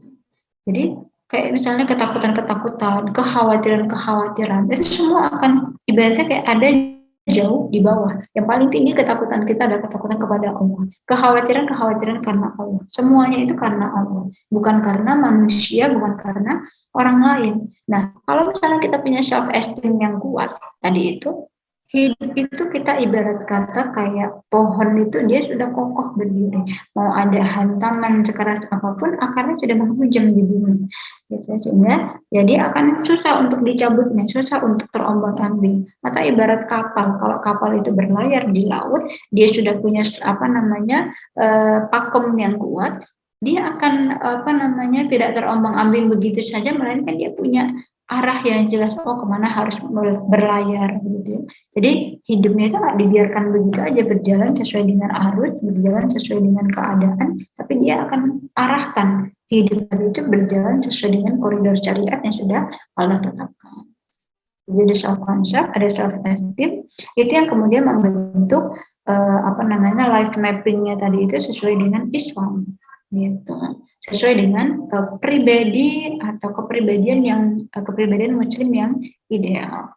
Meskipun nanti kita baca turunan-turunan lainnya, teman-teman nanti mungkin bisa baca juga buku pribadi muslimah ideal. Jadi untuk membentuk konsep kehidupan yang ideal itu seperti apa, dan itu untuk membuat kita itu bisa selesai dengan diri kita. Maksudnya selesai tadi itu, kalaupun nanti ada masalah, kita tuh nggak menghadapi masalah tuh kayak berat banget gitu, tapi itu kayak bisa aja kita jalani, kita bisa dapat jalan keluarnya.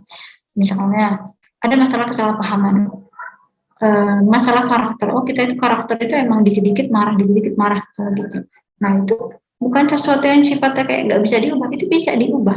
Asalkan tadi kita sudah paham dulu, diri kita seperti apa ya karakternya. Berarti nanti kalau misalnya karena aku gampang marah, gampang ke-trigger buat marah, kalau udah ada pemicu buat marah, aku harus ngapain dulu? Harus minggir dulu, harus ambil wudhu, harus sholat dulu, harus apa dulu. Nah itu, kalau kita udah kira-kira sudah paham soal konsep diri tadi itu sudah selesai dengan diri kita, masalah-masalah yang muncul dari diri kita itu nggak akan sampai mendistraksi kita, nggak akan sampai ngeganggu kita, nggak akan sampai bikin kita tuh kayak kalau lagi down itu down banget gitu, nggak begitu.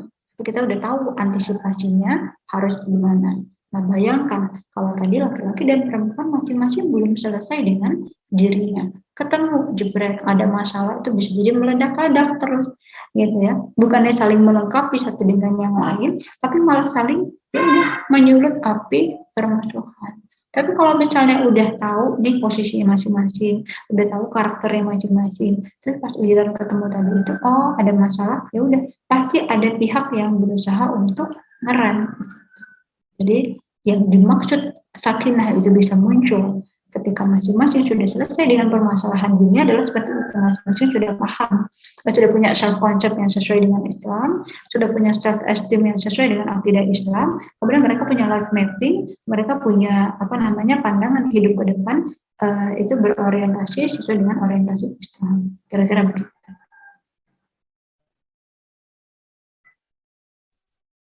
Baik, terima kasih Kak Salsa. Apakah dari Kak Dewi Ratna sudah terjawab, Kak? Baik, terima kasih, Kak. Baik, kepada para peserta, karena terakhir, sebelumnya apakah Kak Salsa berkenan menjawab pertanyaan di luar sesi ini, Kak?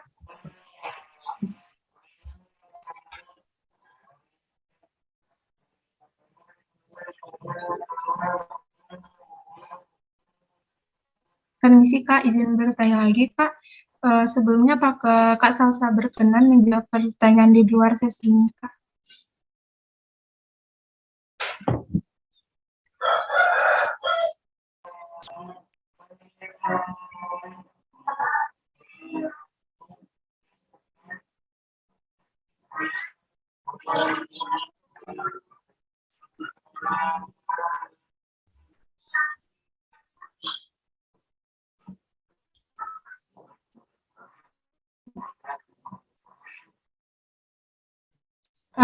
Permisi Kak, karena masih ada yang masih bertanya, apakah dari Kakak berkenan untuk menjawab pertanyaan di luar acara KSEIN ini Kak?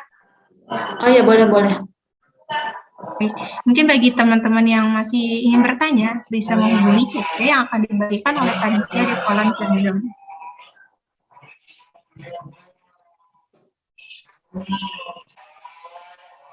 Baik, agenda selanjutnya yaitu penyerahan sertifikat materi dan dokumentasi kepada panitia yang bertugas. Dipersilakan untuk menampilkan sertifikat dan materi.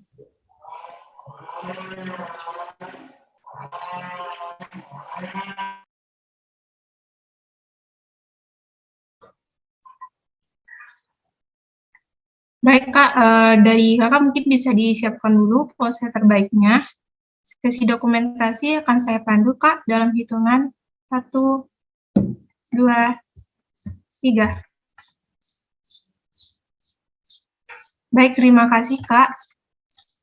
Sekali lagi saya ucapkan terima kasih kepada Kak Salsa yang telah berkenan untuk membagikan ilmu kepada kami hari ini. Selanjutnya apabila Kak Salsa memiliki agenda lain, kami persilakan untuk meninggalkan room Zoom. Namun apabila Kak Salsa berkenan untuk tetap bergabung bersama kami persilakan dengan senang hati. Sesuai dengan janji sebelumnya bahwa akan ada penanya terbaik. Untuk penanya terbaik jatuh kepada Kak Arina Putri. Kak Arina Putri. Selamat Kak Arina Putri. Untuk Kak Arina Putri dapat menghubungi CP yang akan dibagikan di kolom chat Zoom. Waktu konfirmasi yaitu 1x24 jam. Jika lebih dari itu maka dianggap hangus. Baik, gimana nih perasaan teman-teman setelah mendapatkan materi yang luar biasa nih dari Kak Salsa. Untuk merefresh pikiran kita setelah agenda materi tadi, akan ada agenda yang tidak kalah serunya, yaitu games. Tapi biar nggak saya sendirian terus, saya akan mengajak teman saya untuk memandu games bersama.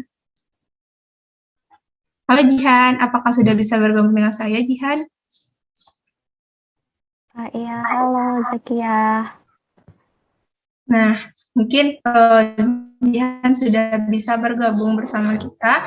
Pada panitia petugas dipersilakan untuk menampilkan PPT Games.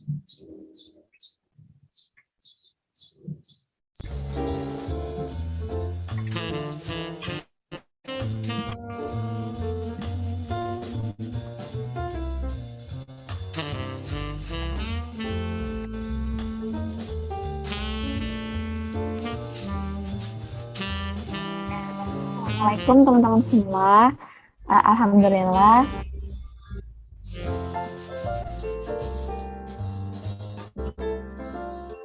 Sebelumnya suara saya sudah terdengar kah? Sudah Jihan. Oke, baik ya.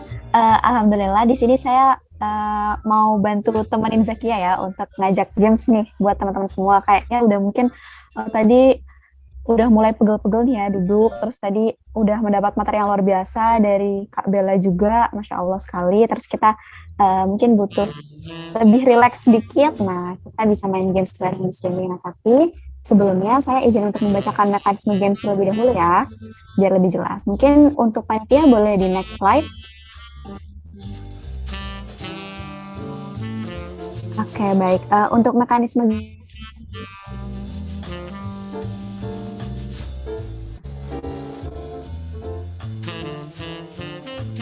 game sendiri, jadi nantinya panitia akan menampilkan PPT yang berisi foto dari suatu produk jualan. Nah, ketika sudah menampilkan gambar, nanti MC atau saya dan Zakia akan membantu buat meng-countdown 3, 2, 1, baru nanti teman-teman bisa raise hand, dan ketika sudah dipersilakan oleh MC, baru yang peserta raise hand itu dipersilakan untuk menjawab. Dan yang dipersilakan adalah ada 3 orang. Mungkin dari Kia boleh dilanjutin nih Kia. Baik, jadi ketika peserta yang mulai dari yang pertama raise hand atau akan menyampaikan tebakan berat atau volume dari barang yang akan ditampilkan di PPT. Nah, peserta yang mendekati dalam menebak maka akan menjadi pemenang pada ronde tersebut. Peserta yang sudah memenangi satu ronde tidak boleh mengikuti ronde lainnya.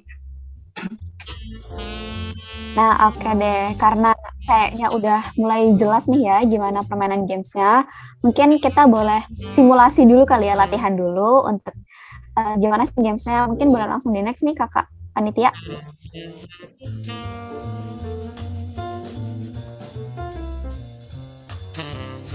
Oke, nah ini untuk soal yang pertama. Ini ada gambar apa nih ya? Ada potongan gambar suatu produk. Kira-kira berapa mili nih? Nah, boleh buat teman-teman yang mungkin tahu berapa milinya. Ini cepet-cepetan ya. Mungkin searching dulu kah atau kayak gimana? Atau emang udah hafal dan langganan? Yang tahu jawabannya boleh langsung raise hand dalam 3, 2, 1.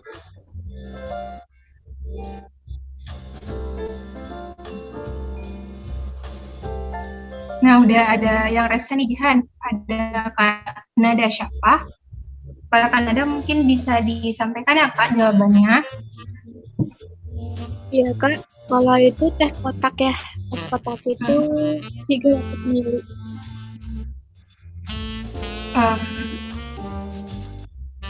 Dari saya kurang kedengar tadi, apakah dari Jihan terdengar tadi, Jihan? Kedengeran di aku. Tadi kakaknya sebutnya 300 mili ya. Oh iya, dari Kak apa? Apakah benar Kak sudah yakin dengan jawabannya 300 mili? Iya Kak. Baik, mungkin jawabannya kita keep dulu ya Kak. Ya mantep nih Kak Nada, yakin banget nih kayaknya langganan teh kotak ya Kak. Nah mungkin teman-teman kalau ada yang mau coba tebak juga masih diperkenankan nih. Nanti kita lihat mana nih yang paling dekat. Yuk masih boleh rasain yuk. Oke deh, mungkin pada bingung ya. Mungkin biasanya bukan teh kotak gitu ya. Ya kita lanjut dulu aja deh. Kita cek apakah benar jawabannya.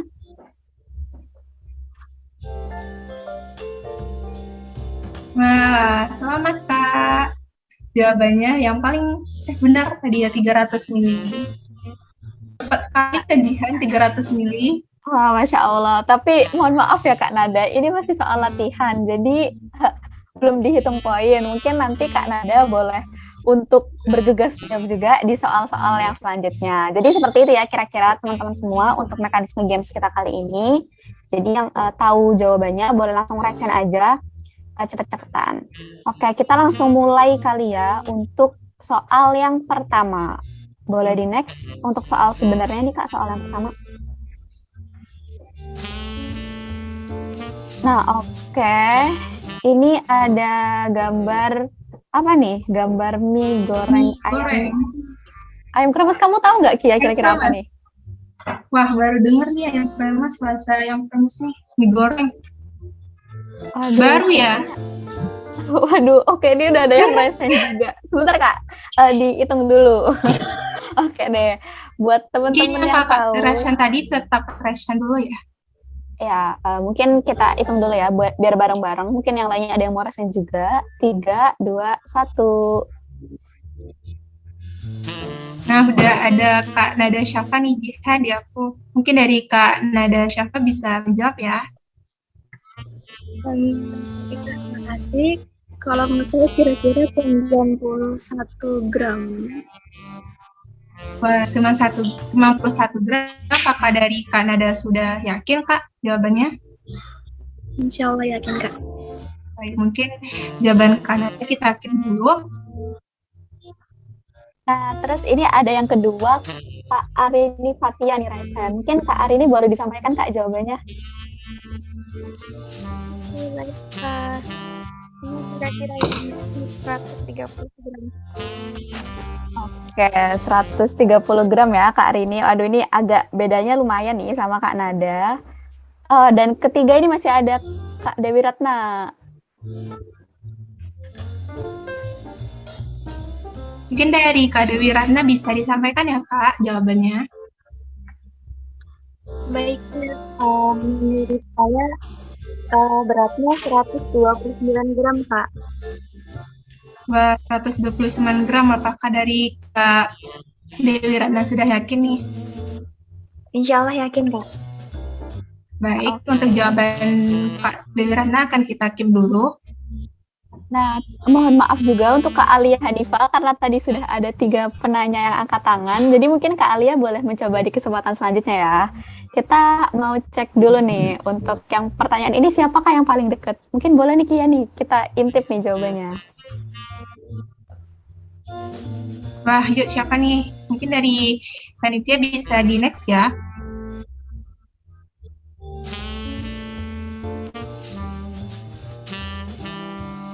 Wah, selamat kepada Kak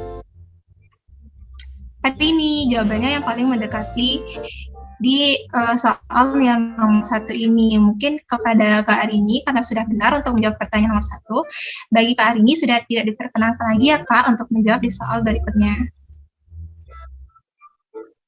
Widih, selamat buat Kak Arini, Masya Allah. Jadi kita udah dapat pemenang pertama yaitu Kak Arini. Untuk soal kedua, mungkin tadi buat teman-teman yang belum beruntung gitu ya untuk jawabannya, boleh dicoba untuk soal selanjutnya. Masih boleh jawab ya. Untuk soal kedua, boleh di next nih, Panitia. Oke, ini udah muncul ya. Ada gambar, apa nih, kuning-kuning. Ada potongan hurufnya. Apa nih Kia nih? Ada potongan huruf ya, ada 3 huruf kali ya di sana. Iya, mungkin nih yang mau jawab boleh siap-siap. Saya hitung 3, 2, 1. Wah, Masya Allah, semakin gercep. Nah, di sini di aku yang pertama ada Kak Ali Hanifah. Kepada Kak Ali dipersilakan jawab ya Kak. 200 mili Kak. Berapa Kak? 200 mili Kak. 200 mili ya Kak. Baik, dari Kak Ali Hanifah, apakah sudah yakin Kak dengan jawabannya? Maaf, 100 maksudnya. Iya, baik Kak. Baik, kami keep dulu ya Kak untuk jawabannya. Oke, berarti Kak Alia tadi mengubah jawabannya menjadi 100 mili ya. Kesempatan kedua, Kak Dewi Ratna. Kira-kira berapa nih, Kak? 300 mili, Kak. Oke, Kak Dewi Ratna, 300 mili yakin, Kak? Iya, yakin, Kak. Oke, 300 mili. Oke, selanjutnya ini ada yang ketiga nih, Kia. Siapa nih, Kia? Di kamu, Kia? Di aku ada Kak Naura Zafira. Kepada Kak Naura, bisa disampaikan, Kak? 200 mili, Kak. 200 mili. Wah, gimana nih, Jihan? Waduh, lumayan ya. Ini bedanya 100, 200, 300 ya. Oke, kita langsung cek aja kali ya. Siapa nih yang paling mendekati?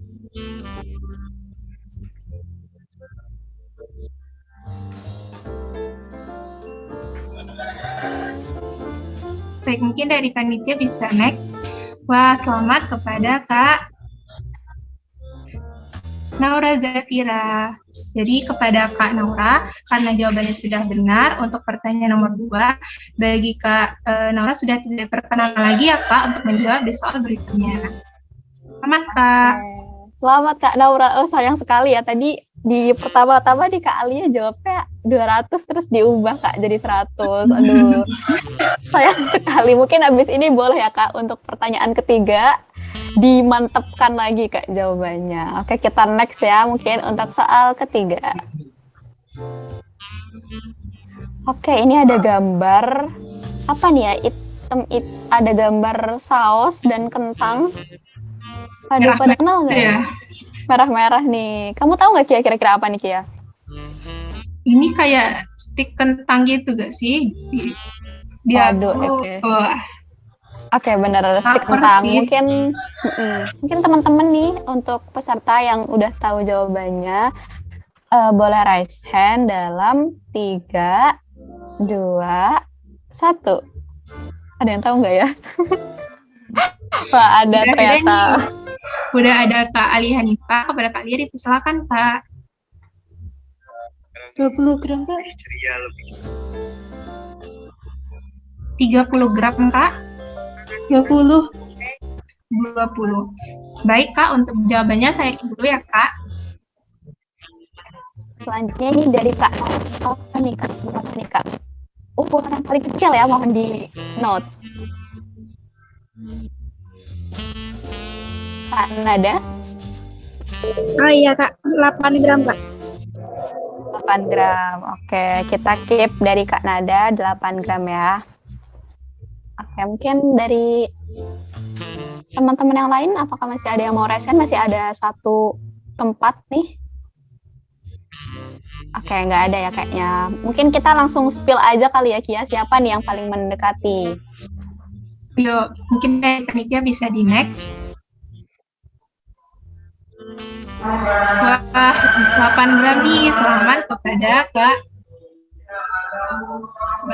Naura. Jadi kepada Kak Naura, karena pertanyaan yang nomor 3 sudah benar, bagi Kak Naura sudah tidak diperkenankan lagi untuk menjawab di slide berikutnya ya Kak. Maaf sebentar, ini kayaknya iya nih Zakia, kamu kayaknya udah agak capek ya. Jawabannya Kak Nada siapa Zakia? Oke, baik. Mohon maaf Kak, selamat ya Kak kepada Kak Nada siapa. Ya, mohon maaf ya Kak Nada. Sepertinya MC kita ini memang udah agak capek ya karena tadi memandu dari awal sampai akhir gitu. Jadi agak hilang konsentrasi. Buat Kak Naura tadi tetap juga dapat ya Kak buat pertanyaan kedua. Oke, jadi karena kita udah dapet 3 pemenang nih Kia, mungkin kita bisa langsung gimana sih cara dapetin hadiahnya? Mungkin bisa di next untuk pertanyaan berikutnya.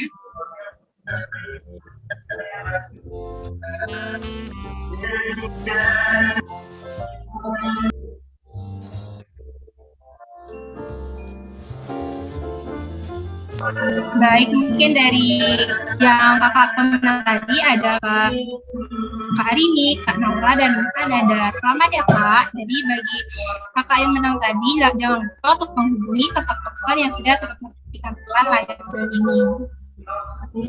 Jangan lupa konfirmasi ya Kak. Karena sayang banget kalau nggak diklaim nanti hadiahnya buat MC dan pemandu games, kan sayang. Jadi jangan lupa konfirmasi. Dan karena udah selesai nih gamesnya, aku izin pamit kali ya Kia.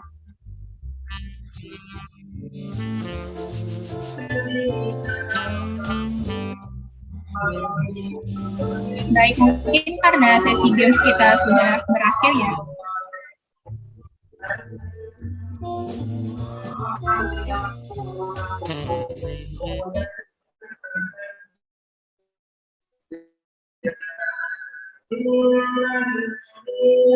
Baik, karena gimana nih teman-teman, gamesnya seru banget kan. Nah, mungkin karena kita sudah berada di penghujung acara, nggak afdol nih kalau nggak dokumentasi terlebih dahulu. Nah, kepada teman-teman bisa angkat terlebih dahulu ya. Saya kembalikan ke MC. Baik, terima kasih Kakak Panitia. Sekali lagi saya ingatkan kepada teman-teman yang belum mengisi presensi, dapat segera mengisi link presensi yang telah dibagikan oleh Panitia di kolom chat Zoom. Tak terasa nih kita sudah berada di penghujung acara dan sudah selesai seluruh acara KSEIN Akbar pada kali ini. Mewakili seluruh keluarga besar Lembaga Kerohanian Islam FKUB 2021, saya mengucapkan banyak terima kasih kepada seluruh peserta yang sudah menyempatkan waktunya untuk hadir pada acara KSEIN Akbar pada kali ini. Semoga ilmu yang disampaikan dapat bermanfaat bagi kita semua. Marilah kita akhiri acara KSEIN Akbar kali ini dengan membaca bacaan doa kafaratul majelis. Subhanakallahumma wa bihamdika asyhadu an la ilaha illa anta astaghfiruka wa atubu ilaik. Saya Zakia, selaku Master of Ceremony pada KSEIN Akbar 2021, pamit undur diri, kurang lebihnya mohon untuk dimaafkan. Wassalamualaikum warahmatullahi wabarakatuh. Terima kasih teman-teman, sampai jumpa di KSEIN 2022.